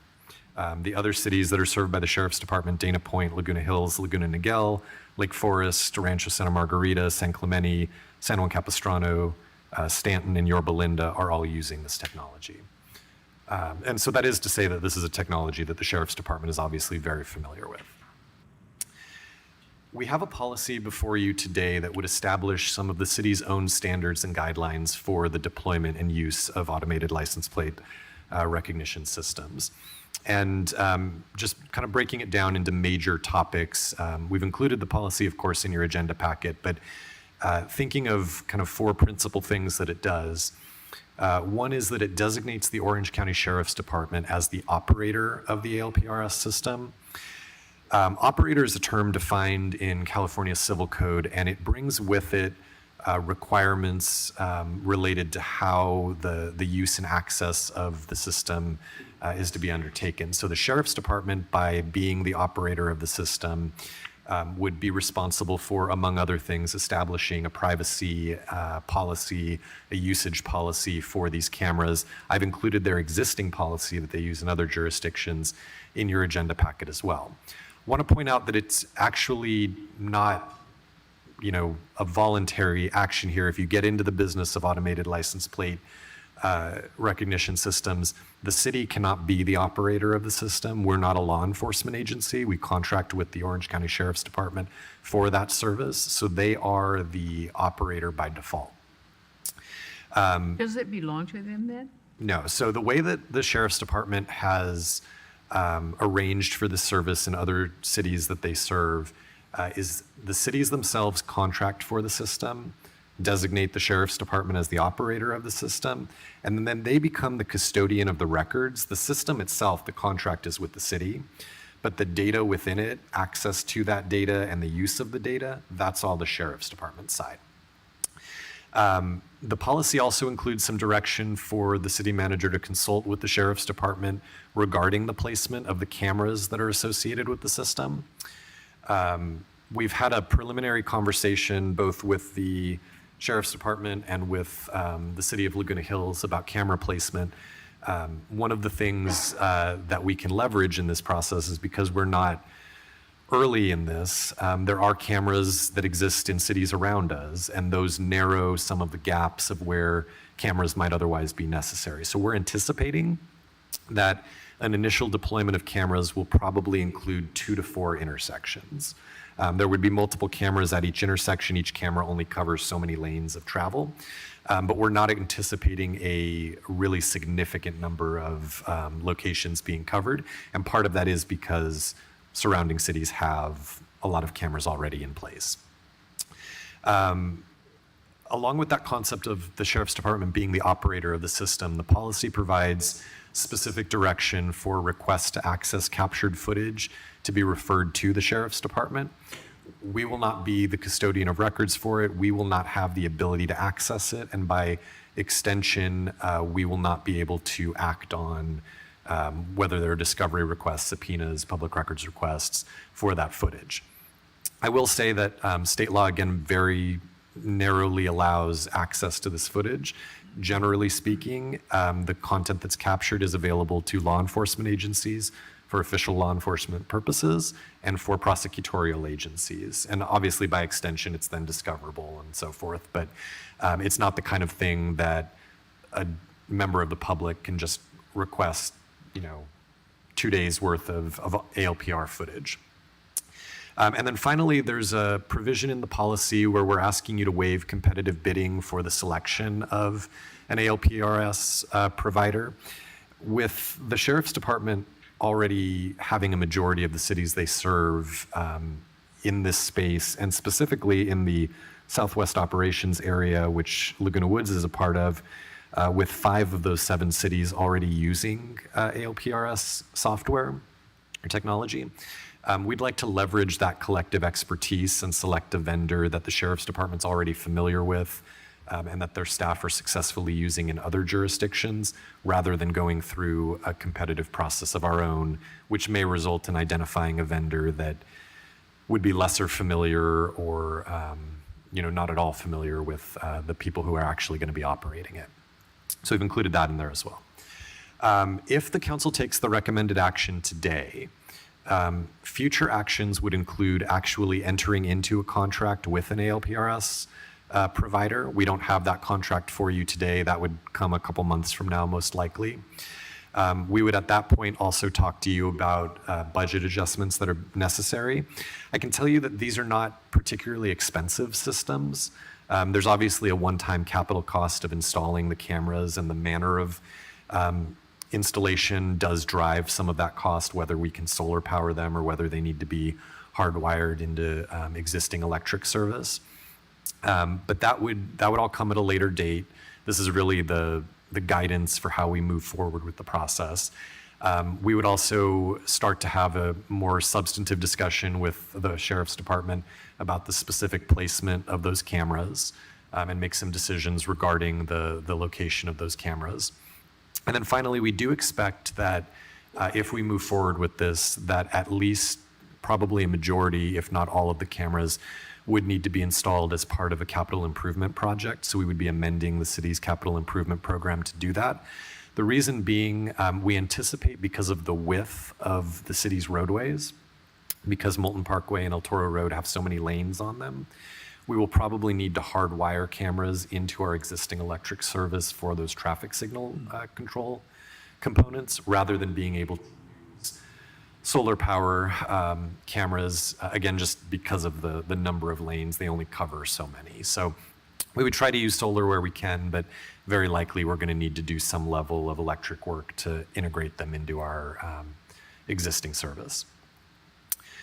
So having said that, I'm going to ask Sergeant Wilder to step up to the podium in just a moment and talk about the Sheriff's Department's experience with these systems. But the recommended action for the record is that the City Council adopt a resolution titled, "A Resolution of the City Council of the City of Laguna Woods, California, adopting Administrative Policy 3.6 pertaining to contracting for automated license plate recognition systems, the use of automated license plate recognition systems, and the placement of automated license plate recognition system cameras, also referred to as automated license plate readers, and determining and certifying that the resolution is exempt from the California Environmental Quality Act."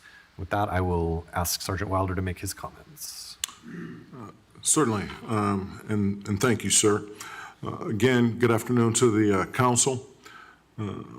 Typically, I like to speak without notes. However, as I prepared for this presentation here, certain investigative leads were determined, and I just don't want to leave those out as I offered those to you. So preparing for this, what I did is, I'll tell you, there is talk, I'll recognize there is talk about privacy and things of that issue. But when the city manager was talking about who has access to it, every cop in a police car can take your plate, get your name, get your address, and bill.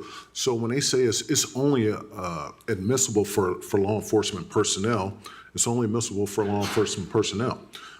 We sign attestation forms on a yearly basis saying we will only do this in the course of our duties. And I will tell you, before I was assigned to the city of Laguna Woods, I did spend a stint in internal affairs. Audits are conducted regularly on our databases. When individuals have been identified of stepping outside our policies and guidelines of that, they're held accountable. And it's an actual, and for all of our DMV accesses and people who improperly use that program, those cases were actually forwarded to the district attorney's office. So we follow these guidelines very strictly. I have notes on 3 separate cases. All 3 are recent. Not only that, and because they're so recent or in the court process, I can't give you every detail, but I think you'll be impressed with some of the information that I can provide for you. I'll go in order here. In March of 2023, a vehicle was stolen out of the city of Lake Forest. Only investigative lead was throughout the initial stolen vehicle was a license plate reader hit. The license plate readers, kind of like you pointed out, they're placed at strategic points amongst the city because I'll tell you, a good portion of the crimes that happen in Orange County, the suspects aren't from Orange County. They're coming from different cities. So the cameras are placed at positions throughout the city to capture them at our gateways, so to speak. So the only lead was from a license plate camera through extensive follow-up investigation, because sometimes, during our investigations, we have hard time stamps. Like, we know this occurred at exactly this time frame right here. We have crime analysts. We have super experienced investigators that can manipulate these programs to get you the information that they need. During the follow-up investigation, the stolen vehicle was found on OfferUp. OfferUp is a local sales site. It's kind of like Facebook Marketplace. So somebody was trying to sell the car on a social media platform. Investigators began tracking the vehicle that was stolen. Vehicle was stolen, transferred back and forth across not state lines, I guess country lines, because it was going into Mexico. After several warrants, surveillance, and review of border crossings, because we also have access to cameras as vehicles enter the country as well, 4 Mexican cartel members were arrested for the vehicle theft. The case grew extensively and ultimately resulted in the arrest of 17 Mexican cartel members. Wow. And a vehicle theft ring, in addition to two United States Border Patrol agents as well. So the investigators, they diligently stayed on the case. They followed every crumb, and they put together one hell of a investigation and presented, a great case to the district attorney's office, which they are actually in the process of going to court right now. So this group that was all arrested, they were involved in smuggling narcotics, money, weapons, all into the United States. And in full confidence, speaking with the investigator, this case would not have been closed without that initial lead, because that was the only lead at the onset of the investigation. Second one I want to talk about is an incident that took place in October 2023. Again, out of our division. When I say our division, I'm referring to Southwest Operations. This is Laguna Hills. Morning about 1100 hours, deputies responded to a location regarding a report of a gunshot heard. Upon arrival, and that was the initial call. I think I heard a gunshot. Deputies get on scene. A victim was found inside their security vehicle with gunshot wounds to the upper body and transported to Mission Hospital for their injuries. Suspect was identified using the camera system, which gave us the lead to their vehicles. When we use these camera systems, what they're doing is they're providing, and I could say this with experience, I spent a great deal with the Sheriff's Department as an investigator or as a plainclothes operator, conducting surveillance and using these investigative leads, resources. During my earlier presentation, I told you the Sheriff's Department's intent is to remain innovative, pushing ourselves to be at the forefront of all local or all of the nation's law enforcement communities. So we use these resources at our disposal. They're looking at the cameras, so the cameras will pick up as they're exiting the city. If we see somebody exiting or traveling, I'll say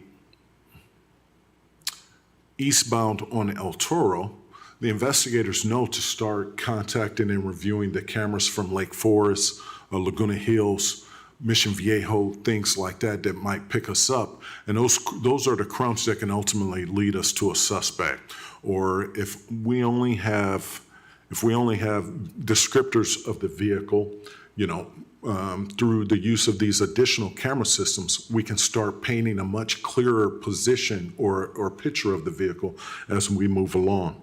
So that last case I gave you was an attempted murder out of Laguna Hills, where a suspect was taken into custody because of the resources or because of the leads yielded from the license plate cameras.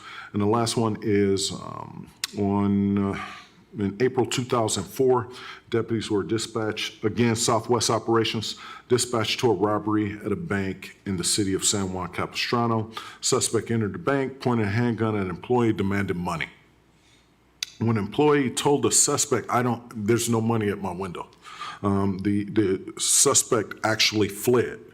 Bank employees gave a brief description of the suspect, and working with crime analysts, and this was kind of what I was talking about earlier, working with just the minimal information that we have.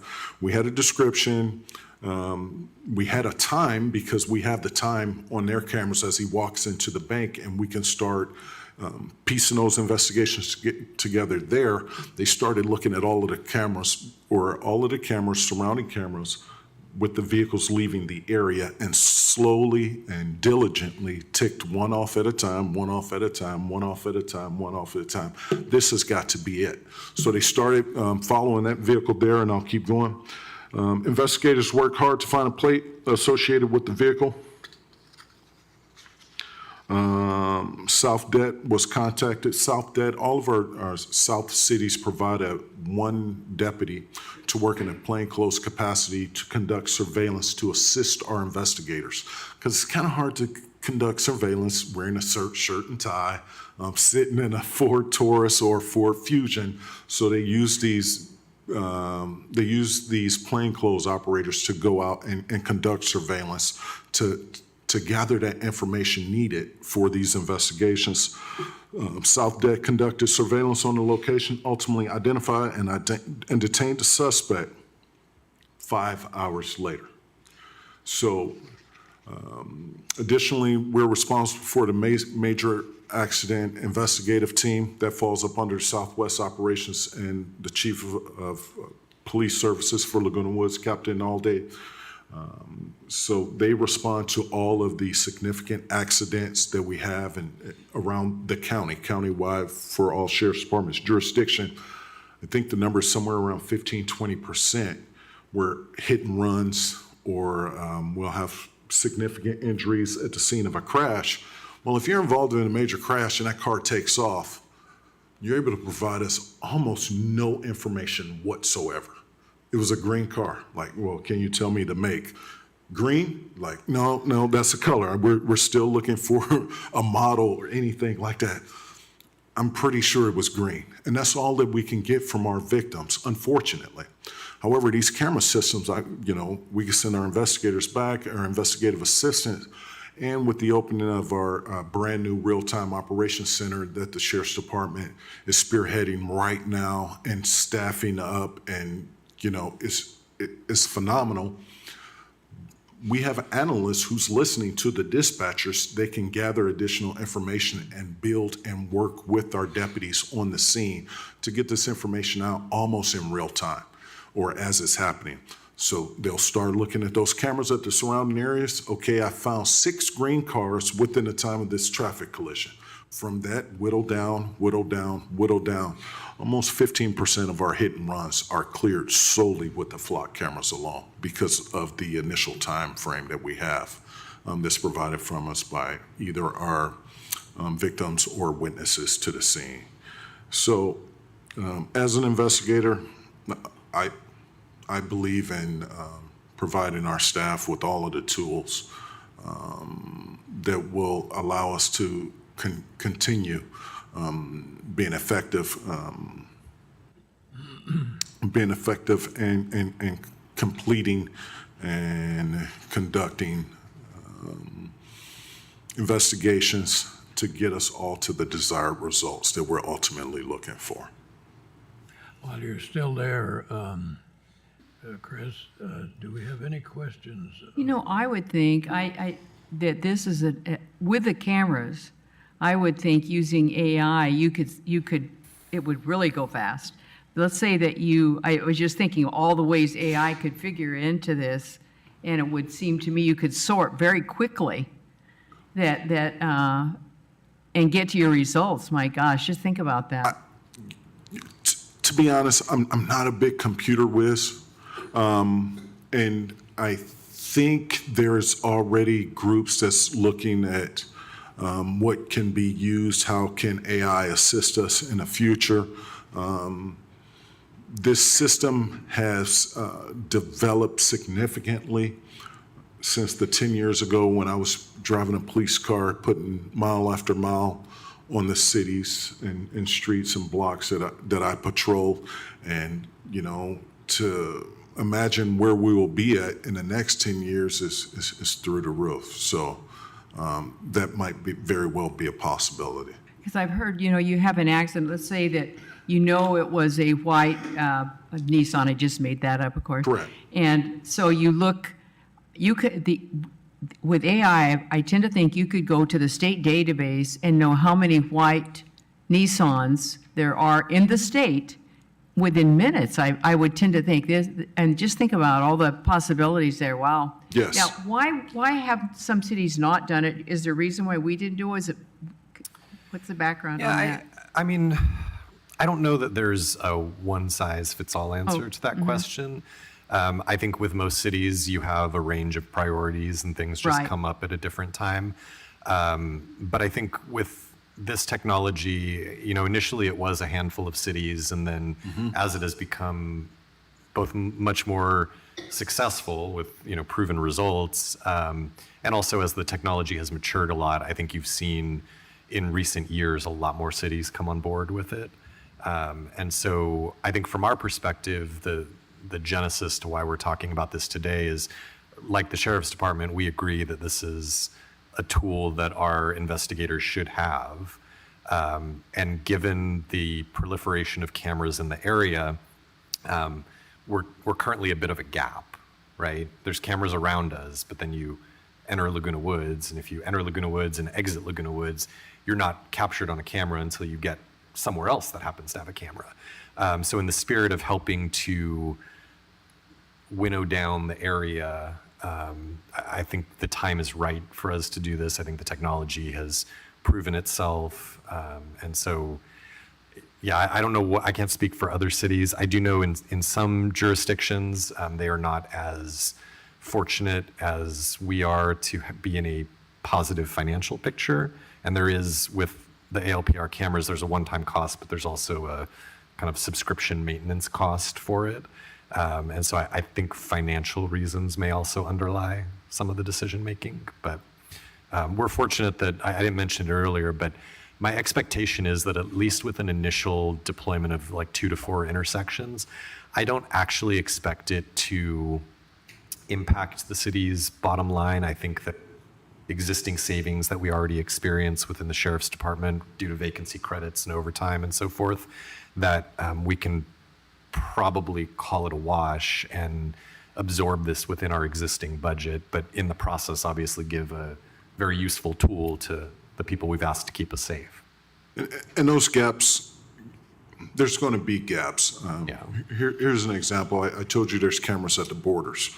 Well, our Border Patrol agents, they have cameras alongside the 5 as well, you know, strategically placed, because there's also a checkpoint just south of Orange County, Yeah. adjacent to Camp Pendleton there.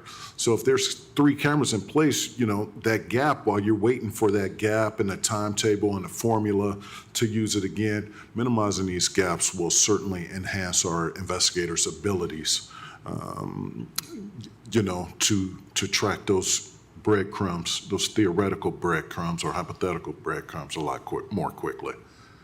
Can the cameras also be used in any way to help with traffic? I firmly believe that we have not used technology enough to keep traffic moving and not getting these clots. Can they be used at all for that or not? They don't have any effect on? Those wouldn't be the intended purposes of these cameras here.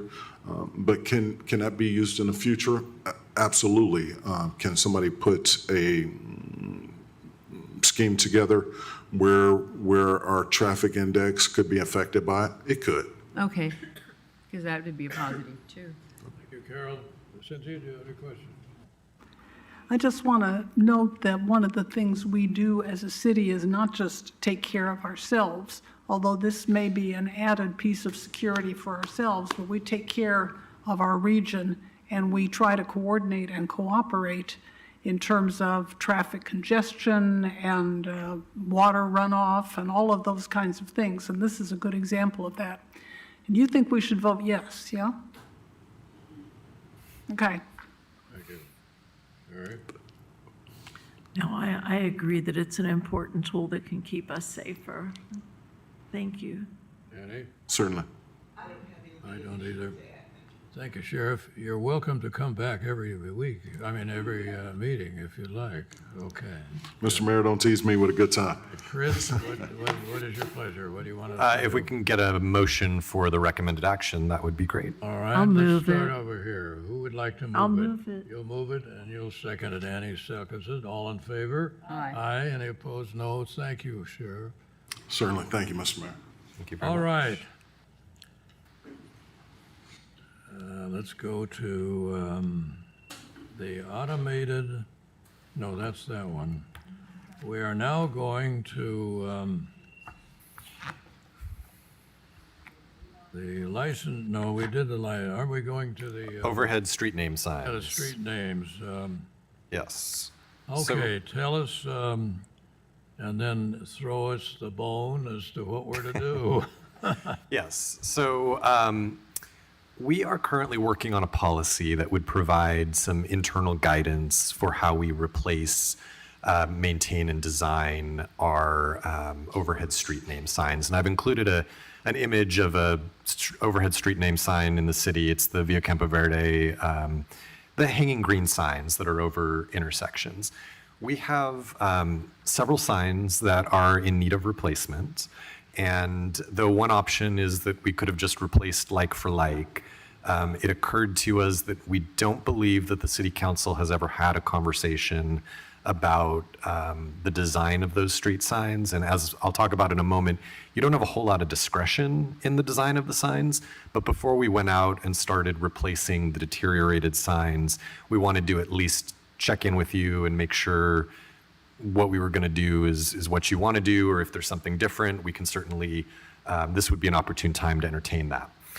So we have 3 questions for you today, and these 3 questions are really the extent of the discretion that a city is able to exercise in installing these overhead street name signs. In California, there's the California Manual of Uniform Traffic Control Devices that establishes uniform standards for signs and devices of all kinds for use on public roads. It doesn't apply to shopping centers, it doesn't apply to private roads, but it's the reason that if you drive in Laguna Woods or Los Angeles or San Francisco, signs all generally look the same. So with these overhead street name signs, cities are able to exercise a bit of discretion on the color of the signs themselves. Standard color is green. That's what we have, and that's what we've used since incorporation. It's also arguably the most prevalent overhead street name sign in the state. We do have the ability, if the council would like to switch the green to either blue, brown, or white. In those circumstances, the text remains white, except for, of course, on a white background sign when the text would become black.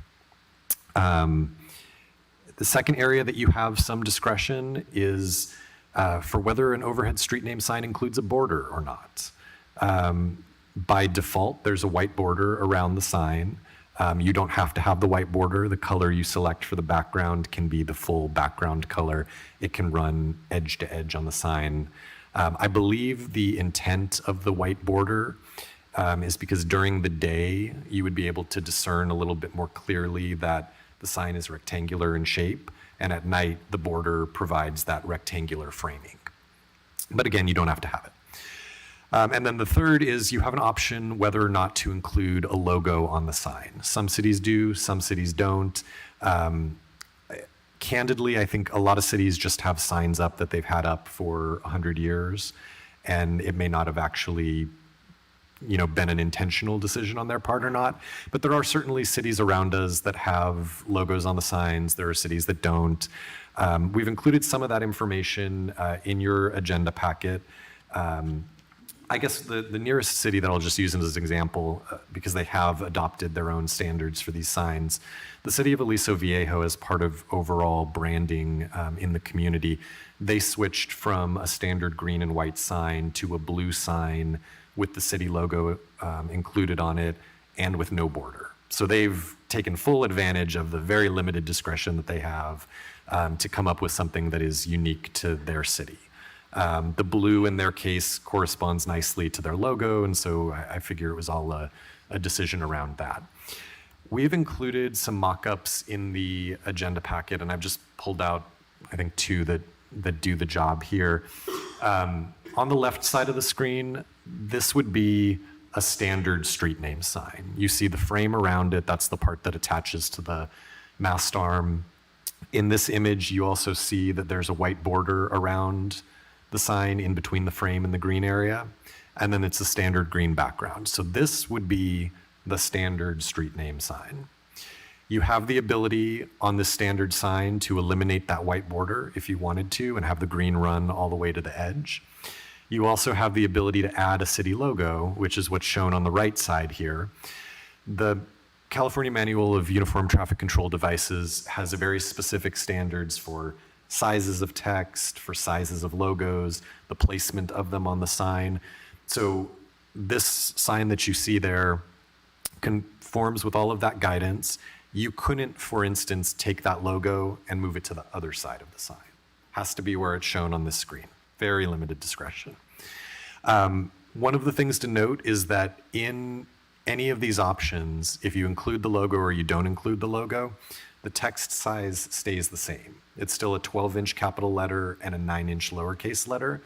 Now, the letters themselves may get closer together, and the width of those letters may change a bit, but the height of those letters is again prescribed by the Uniform Traffic Control Manual. And obviously a sign gets longer if the street name's longer, gets shorter if the street name is shorter, so all of that would continue to apply.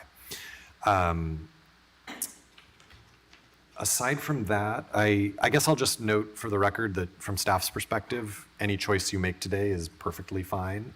Everything that we've given you the options of is something that's supported by those statewide standards. It really just comes down, I think, to an aesthetic decision on the part of the council. So I'm going to leave this sign up. Depending on if there's consensus here today that there's a certain approach that makes sense, that would be fine for staff. If it's a little bit more of a divisive matter, then I'll ask that you take a vote to provide us some direction on the subject. But I think at this point, it's probably appropriate to allow the public to provide any comments that they would like. And then the council can, either take this question by question. Maybe it would be easier to knock out the background before you talk about the border or the logo or something. Work that out. Yeah. Okay, thank So you. I'll very defer much. to you all on that. All right. Let's have any comments from the public on this item. You're limited to 1 minute. Not counting time to walk up here, I hope. I'm in favor of clarity of the signage, not the designation of what city I'm in. I like the one on the left, and I like your comment that several of the signs need replacement because of an obstruction that may be there at present. Thank you. Appreciate it. Yes, come, Vicki. Hi, this will be really nice to have. Will the signs be lit? Yeah, all of these signs are existing currently. They'll all be illuminated as they are now. One of the things that I neglected to mention, but I'll just throw in now, many of the signs, because they predate the city's incorporation, the signs that are out there are, in general, fairly old. The lettering is not the same size as what we will be replacing them with. I think April stepped out, but I believe most of the lettering that's out there right now is in the 9 to 10 inch range. These signs, current standards, it's again a 12-inch capital letter and a 9-inch lowercase letter. So I think no matter what you do, when we start replacing these signs, they will feel much more visible because the font itself will be larger. Okay, all right. We have two representatives here that have come with us regularly. I'm going to ask you both to stand and tell us which you prefer. Now get up. You come in and you take notes. You're very serious about city council. Now shape up and tell us. Go ahead. I hate to get between this couple, but personally, I like the one without city logo because it seems to be more clear for me to read. So All right. the one on the left, Go on. I prefer. Thank you.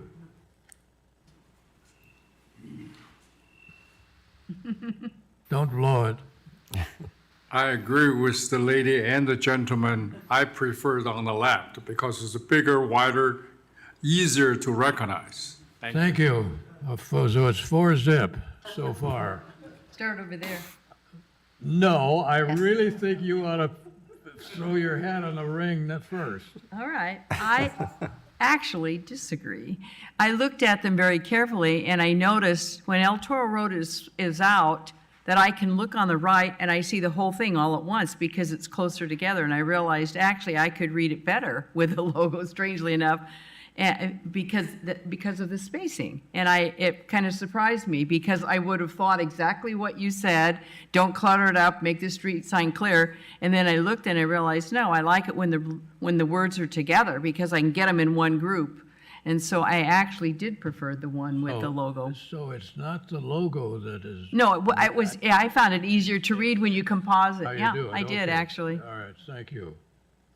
All right, now, go ahead. In the end, I come down on the side of wanting the logo. Since this has appeared on our agenda, I've been paying attention to street signs as I drive around South Orange County and into LA County. And I've seen a number of places where cities have their logo on their signs. And I know that our council has often tried to make it clear to people passing through our city that they are in the city of Laguna Woods. We've talked a lot about our plant palette on the medians, that our medians look like this and other cities' medians look like that. And that's something that distinguishes us as the city of Laguna Woods. And I like it that people who come in here will know that that's where they are. And I believe, based on the ones that I've read in other cities, that it's just as legible, and the letters are going to be bigger than what they are now. Thank you. How many street signs do we have now and will we have? I don't have that exact number, but I believe we have 7 signalized intersections. So most of those signs are double-sided. Most of those intersections are 4 ways. So, I mean, there's a good number of signs. Just to be clear, though, our plan wouldn't be to replace everything all at once. There are signs right now that need to be replaced. In those cases, we would probably change out all of the signs at that intersection to be consistent. And then what I'm imagining doing, we've had good success with programming improvements over time. It also helps to spread costs. But I'm imagining that as part of our annual pavement management plan projects, that we can include whatever sign replacements are within the course of that project. So it would take place over time as opposed to all at once. But there are a good number of signs out there. I mean, they're all on Moulton and El Toro in some manner. But I don't have the exact number for you. Right. What do you got for us? I also like the logo. It gives you a sense of place. And in the medians, we identify the city. And I think that's, since we're doing it all over anyway, I like that. How I about like color? Are you happy? I like the green. Okay, great. You both okay with green? Green with the white border. All right. Yeah. It's green Annie? trees. Yeah. So my answer is yes, yes, and yes, because there were 3 questions on the, so yes, yes, and yes. I like the city logo, and I think it's a wonderful opportunity for us now that we have an opportunity to display our logo and let people coming through know exactly what our logo is and that we're in the city of Laguna Woods. So I vote for the green with the logo. Okay. This shows you a lot of opinions in the world, aren't there? I don't care for the logo being there. When I go anywhere, and I'm thinking about driving in every city around, what I'm interested in is where am I? I'm on El Toro Road. I'm on my smartphone. I'm following directions. And it is telling me turn right here on El Toro, not in a particular city. So I'm not going to lose sleep if the council wants to pursue a direction, but I would agree with your voters, those who are going to reelect you. that we go without the logo green without any question. I drove through Laguna Beach yesterday, was up in Hogue area and came down, and no logo. The majorities, I think, of the cities do not have logos. Can you comment on that? I think that's probably true. I will note that in the case of Laguna Beach, they're a little bit of an odd duck in this scenario where they don't actually control any of their overhead street signs. Those overhead street signs are either on roads controlled by the state of California, or in one case, they have entered into a maintenance agreement with the city of Aliso Viejo. So they don't actually have any to switch their logo Why to. is it you have an answer to every that, It's a strange situation. Council brought up? You asked. You lie awake at night anticipating stupid questions? Well, it has paid off, right? All right. Okay. Yes. I just want to point out that it's the plight of the elected official that sometimes we have to vote for what we think is right for the city, even if it's not what our voters want. You understand that, since you're the two main voters, the four of you, as to who you're going to vote for? Okay, all right. All right, then. Make a motion. All right, so if I can offer a suggested motion then, I assume that this is the majority. Direct staff to include a green background color, white text color, city logo, and white border on new and replacement overhead street name signs. I expect a unanimous vote on whatever we do. All right? I'm going to take a roll call vote. Oh, We have a motion. Can I get a second first? I second the motion. Thank you. All right. Councilmember Connors? Yes. Councilmember McCary? Yes. Councilmember Moore? aye. Mayor Pro Tem Horn? Aye. And Mayor Hatch? Aye. Oh, see how that works? No, I voted no on cannabis, but that's the last no vote I'm ever going to make. All right? If the city council are not for the resident. Okay. But you know, take a moment. I really did. I looked and I realized I could see all three of those words. When I looked over to the left, I looked twice and I realized. That's exactly right, because what's going to happen is you're going to be, when you hit this city, that's a distraction in all due respect. You're interested in where you are turning and so forth and so on. No, I think you misunderstood me. What I'm saying is, when the words are stretched out, I found that I had to look, I can look at the one on the right. Now, granted, we're not looking at the right size, so maybe this isn't a good argument. But when I look at this right now, I look at El Toro. I'm a reader, and I read a lot. And I noticed I can group the words, but when I looked to the left, I noticed that I had to look again, because the words were spread out. That little bit of space made a difference in the way I read the one on the left, and I realized it was the space that I like it when the words are closer together. Then I can group them and see. That's my opinion. Well, it's done, and since we're all aged, as we've learned today, maybe some of us won't be around to really worry about it when it comes. Okay. All right. Let us move now. I believe we're going to, that does the business of the council. Let's go to council reports and comments. The Greenbelt Authority, what is happening on that?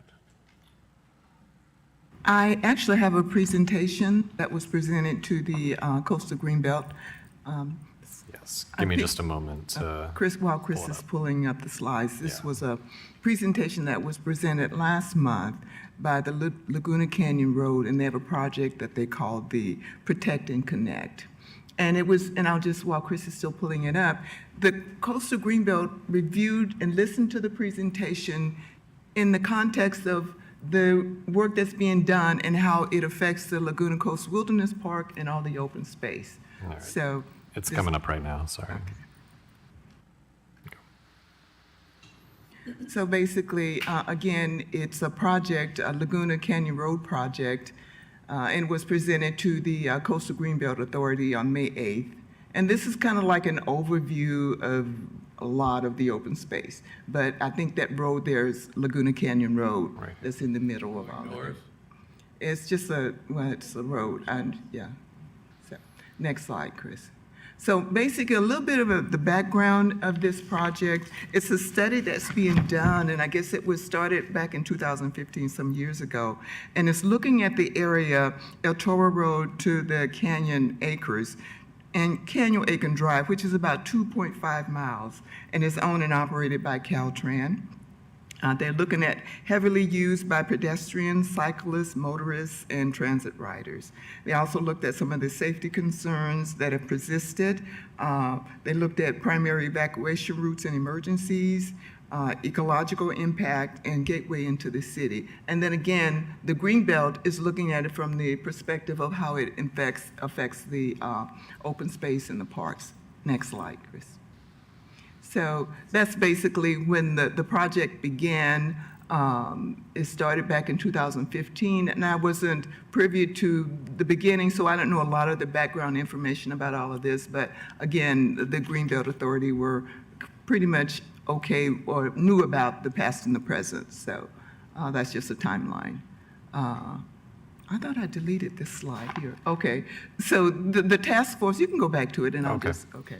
The task force included some city officials, some residents, Caltrans, and other stakeholders. And they looked at numerous alternatives. Caltrans provided some information, and they presented a final report up to this point in 2015. And those drawings, I can't figure out what they were. So basically, this project is called Protect and Connect. And it was project approved and environmentally documented.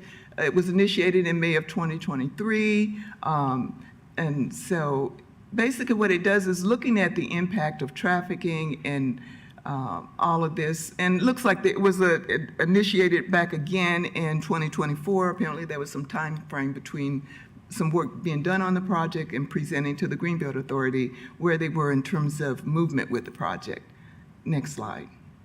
So the goals of Protect and Connect is to improve safety, and the way they're going to do that, or the plan is to remove some of the utility poles, some of the underground overhead lines, provide multimodal improvements, and develop some solutions to improve traffic along the way. And then again, the reason this is important to the Coastal Greenbelt Authority is the impact it will have on the open space and the wildlife preserve. Next slide. So, Chris, you can skip that slide. I thought I deleted that one. So the project has some preliminary ideas and concept. And again, this is just an overview from a different perspective. So if you look at the before and after, the letters are kind of dim so you can't see it.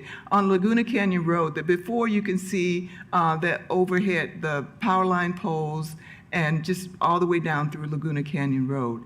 And then the after one shows what it would potentially look like if these power lines were removed and placed underground. So they're really, really excited about the possibilities of what Laguna Canyon Road would look like without the power line poles. Next slide, Chris. And another one, they looked at the pedestrian and bike improvement, looking at how Laguna Canyon Road could be improved with enhancing the pedestrian and the bike lanes to improve it so that pedestrians have better access to Laguna Canyon Road and also bikes. As it is right now, it's kind of a cramped street. So they're looking at what bike lanes would do and how it would enhance the experience of driving down Laguna Canyon Road. Next slide, Chris. And then again, it looked at some of the off-street path edges. Again, looking at what a bike path would look like with these improvements going on. Nothing has been done thus far, but this is just a picture of what it would look like. Next slide, Chris. They also talked about a little bit of natural designs for like the sidewalks and walk paths and stuff, showing what it would look like. And I can barely see that, so I'm gonna have to look at my notes here. but basically showing what a natural design element would look like, how they would add some additional plants and stuff to the walkways, what the sidewalks would look like, what the curbs would look like. Right now, some parts of it, there are no curbs, it's just off-road. So go on to the next slide, Chris. This project would also support some local transit design as well. And this slide shows what it would look like with a bus route. So they're saying that there could be a bus route with a medium in between, and so that traffic can go in both ways, and the residents would have easier access to get back and forth through. What area, Angie, are we talking about here? Is this down there, the coast? Laguna Canyon Road, and it's the part of it that is owned by Caltrans, so. Is it before it joins the main part of Laguna? That's what I was wondering.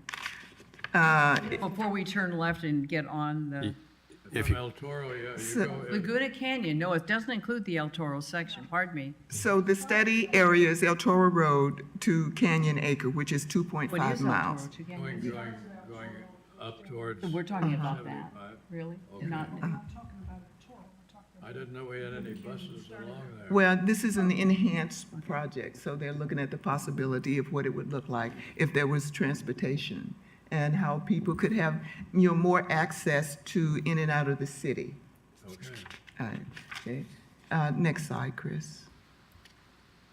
And they also introduced some traffic, they're calling it traffic calming, so that to improve the trafficking experience, increasing some of the plants and stuff.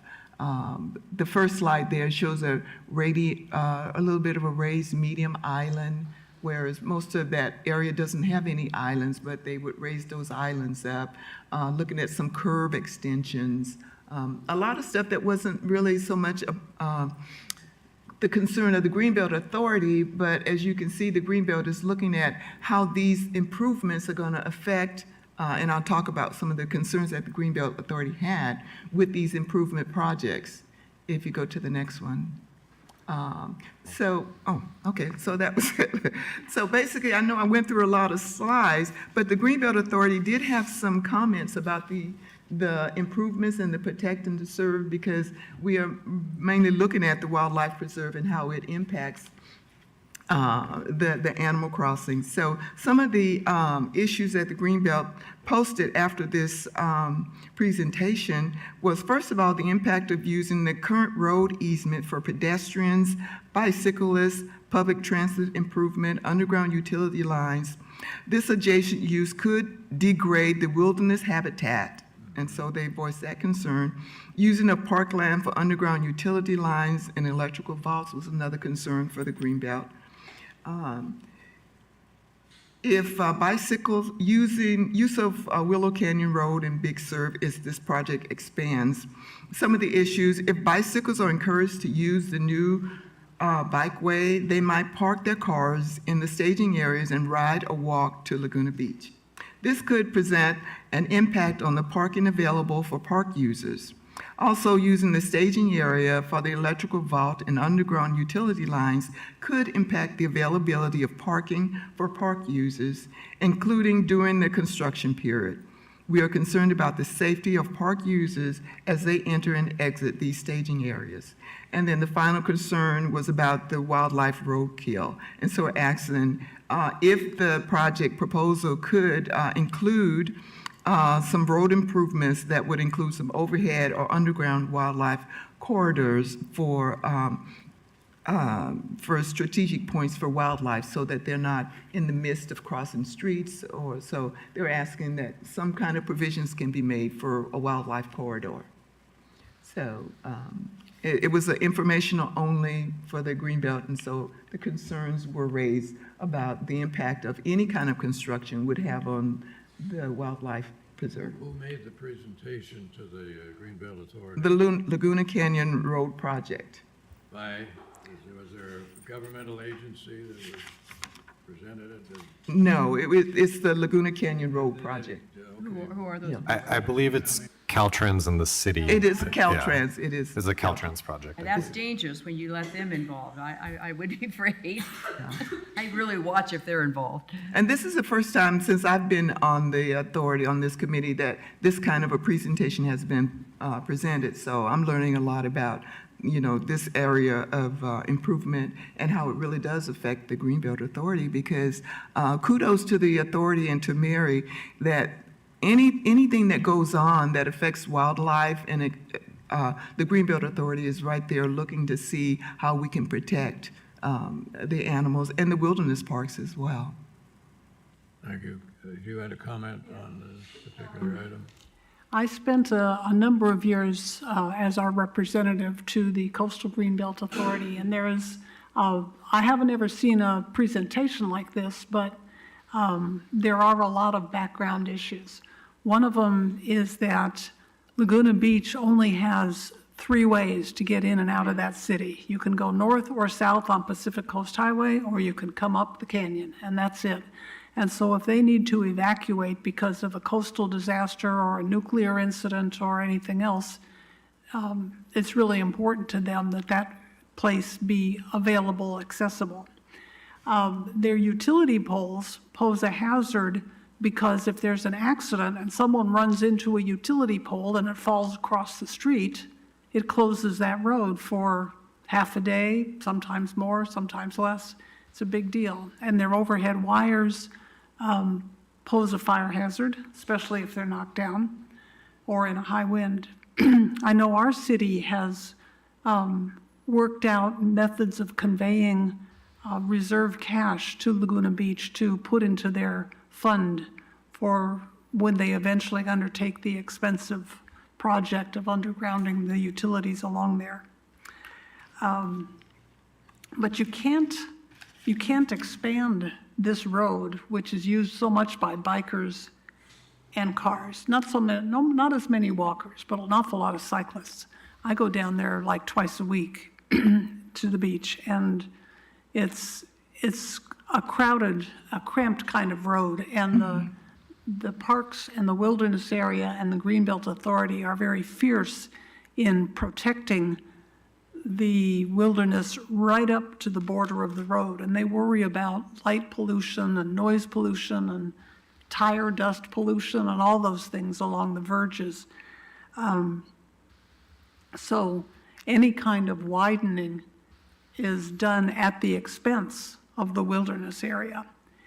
And lastly, Laguna Beach itself has always been generally opposed to any kind of widening that makes it easier to drive into Laguna Beach because they have limited parking. And they don't want to get so filled up that the cars just keep piling in with nowhere to go. So it's a really complicated project, and there's a lot of interests to balance out. So it's going to take them a while to figure this one out.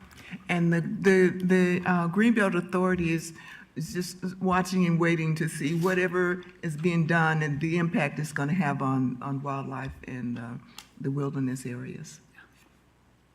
Thank you. I had occasion yesterday to drive up the canyon from the Costa Mesa down the highway.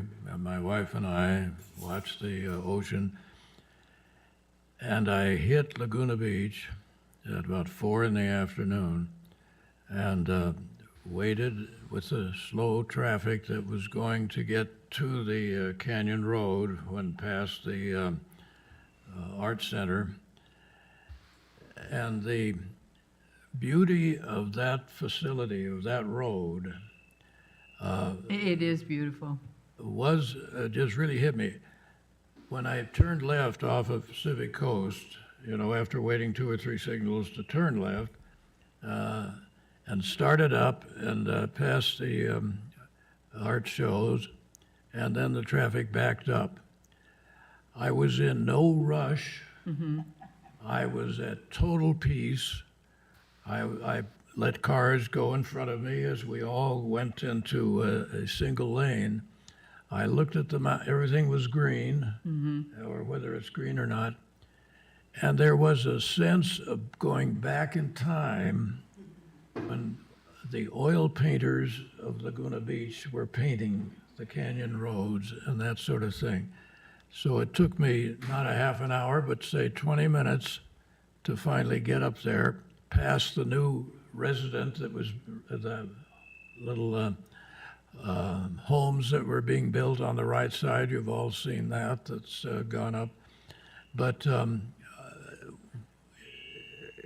if you're going to be on the board as our representative, make sure you fight hard not to change access or the thoughts of buses or widening that thing.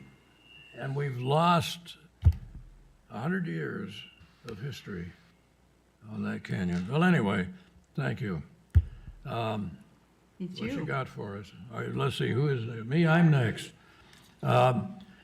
Would any of you, not you, but would any of you like to go to a graduation ceremony for the next round of firefighters that are being sworn in? If you do, shoot me an email and I'll let the authority know that a distinguished guest will also attend. It's held at the headquarters. I know some of you have been there on the open house, and it's in the little amphitheater that's out in the back. And usually there are about 50 firefighters that are graduating and are sworn in. And bleachers are filled with family and so forth. But they go through, once again, their rigorous training. So they put out fires and do things. So if any of you would like me to alert them that you're going to be there. Do you have a date? Give me a call. It's in July, I'm not sure. You have a taker right over there. No, a date. I need a date. A date? So, No, I don't have one, but I'll shoot you Okay. an email. I'll give you the date. okay. All right? The Orange County Library. I'm going to Board. save that one for the next meeting. All right. Orange County Mosquito and Vector Control. Tell us they Read my haven't re- come out yet. Excuse me? Tell us they haven't materialized yet. Well, not in force yet, and we've brought on all our seasonal staff to fight with them because there was a lot of water, and there are a lot of mosquitoes, but there's not a lot of disease right now. What we have is a lot of dengue and human cases, and to date, the district has received 13 travel-related dengue cases to investigate and one flea-borne typhus case. We anticipate that 2024 will have an increase in travel-related case investigations for dengue. A lot of people are traveling right now, and they come back, and we have every mosquito that's fully capable of transmitting any disease now. Mosquito counts continue to be higher than the 5-year averages. With an abundance of rain, both non-urban and urban areas have an increase in breeding sources for mosquitoes. Southern California is seeing early indicators of West Nile virus activity with positive mosquitoes in Los Angeles County and Riverside County, positive dead birds in San Diego. We have all our seasonal staff on. We brought on 50 or 60 staff to assist with the workload. We are still working on our SIT. We're releasing it in the pilot programs. That's the sterile insect technology. They're still releasing the multicolored neon mosquitoes and catching them. They see their different areas that they go into to make sure they'll be able to penetrate. That's going on in Mission Viejo right now. And we're still looking at the buildings that we want to get. And we finished our budget, a 2-year budget, and the budget assessment is going to remain the same and increase the benefit assessment to $881 and can complete our SIT rearing facilities. And we had a vote on the LAFCO representative. So that's all I have for Vector. Thank you very much. The Transportation Agency. We're in the middle of our budget process, and as we do every year, we had a spirited debate over the policy of our board to have a 2% increase in fare in tolls each year. Back in the day when people were paying cash tolls, you really couldn't increase the tolls until it got to 10 cents or 25 cents. But now that it's all electronic tolling, you can increase the toll by 2 cents or 3 cents per trip. And these 2% increases are as little as 2 cents on some portions and as much as 9 cents on another portion. But over 80% of our riders are occasional users who use like twice a month, and fewer than 5% of our riders are commuters who go back and forth 5 days a week. And so even for those heavy users, the increase is about $5 a month for 10 uses. And the effect that this has on the financial stability of the toll roads and keeping us poised for the next cataclysm, such as a pandemic that stops everybody from driving to work, or a move towards telecommuting that keeps people from driving to work. This has a very positive effect on the credit rating agencies who have improved our credit to investment quality on our bonds. And we're not planning to issue any more bonds, but the fact that we have this kind of a strong financial position keeps us as a leader in the tolling field and allows us to be a candidate for a contract we just entered into with the San Bernardino Transit Authority, where our computers and back offices are handling all of their toll transactions. And we are positioned to be the Western region hub for similar interoperability across the United States. So I'm pleased to report we're financially stable. Thanks. Thank you. What is our rating? Are we a BBB plus, or do you know? That's what it is? Do we have the plus sign, you think? Oh, that's good. And they report a positive outlook. Oh, are they? Yeah, and I said, well, what was it before it was a positive outlook? And they said, actually, positive outlook means the next time they review it, they expect it to get better. That's good. All right. Watershed Management Area, Carol. I will wait because we are actually meeting on the 13th. You expecting anything exciting? Yeah. Are you? Can you give us a prelude? No. No? All right. All right. Let's talk about bridge builders. Sherry. I don't have a report from bridge builders right now today. I do have a report for the senior legislature. We had our senior rally. Tell us what happened. Well, we had our senior rally. Okay, well, what did you decide? In Sacramento. Well, it's to meet with the legislators, and they talk about the master plan and, you know, which legislation is moving. We discussed the governor's budget, and it's good to get a chance to talk to the legislators that are working on your issues and we are concerned with seniors, you know, not a whole lot of things. So we write laws, proposals for senior issues, and then we shop them around to our legislators. And it was a very good session this time, and there was training again as usual. And I hope everyone can join us next time. There's a link for Zoom too, so we can do it both ways, which is great. We've continued it hybrid. So that's all I have for Is there one issue that you would really like to see passed up there right now? One for seniors? Confidential marriage. Yeah, that's it's a scam on seniors and handicapped people that California is one of 2 states. California and Texas have no common law marriage. So in the 1800s, they wrote a law that you can have a confidential marriage. And that made sense in the 1800s.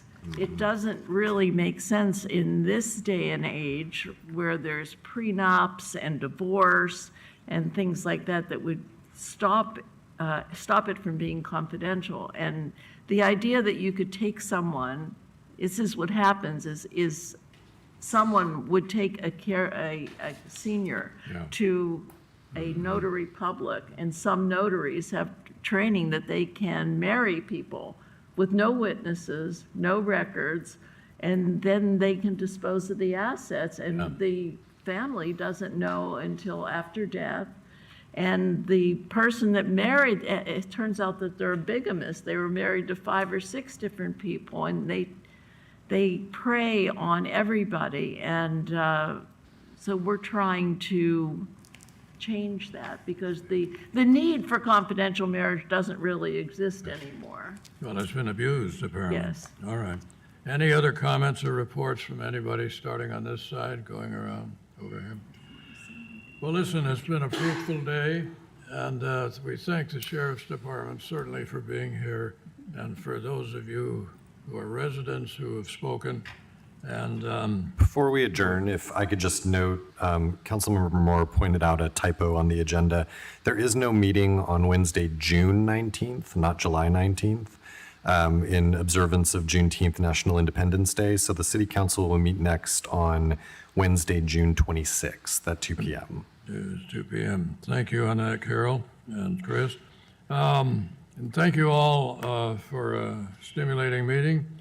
We will adjourn this meeting to the June 26th meeting. That'll be a regular board meeting. Yes, that'll be the next meeting. All right. This meeting is adjourned.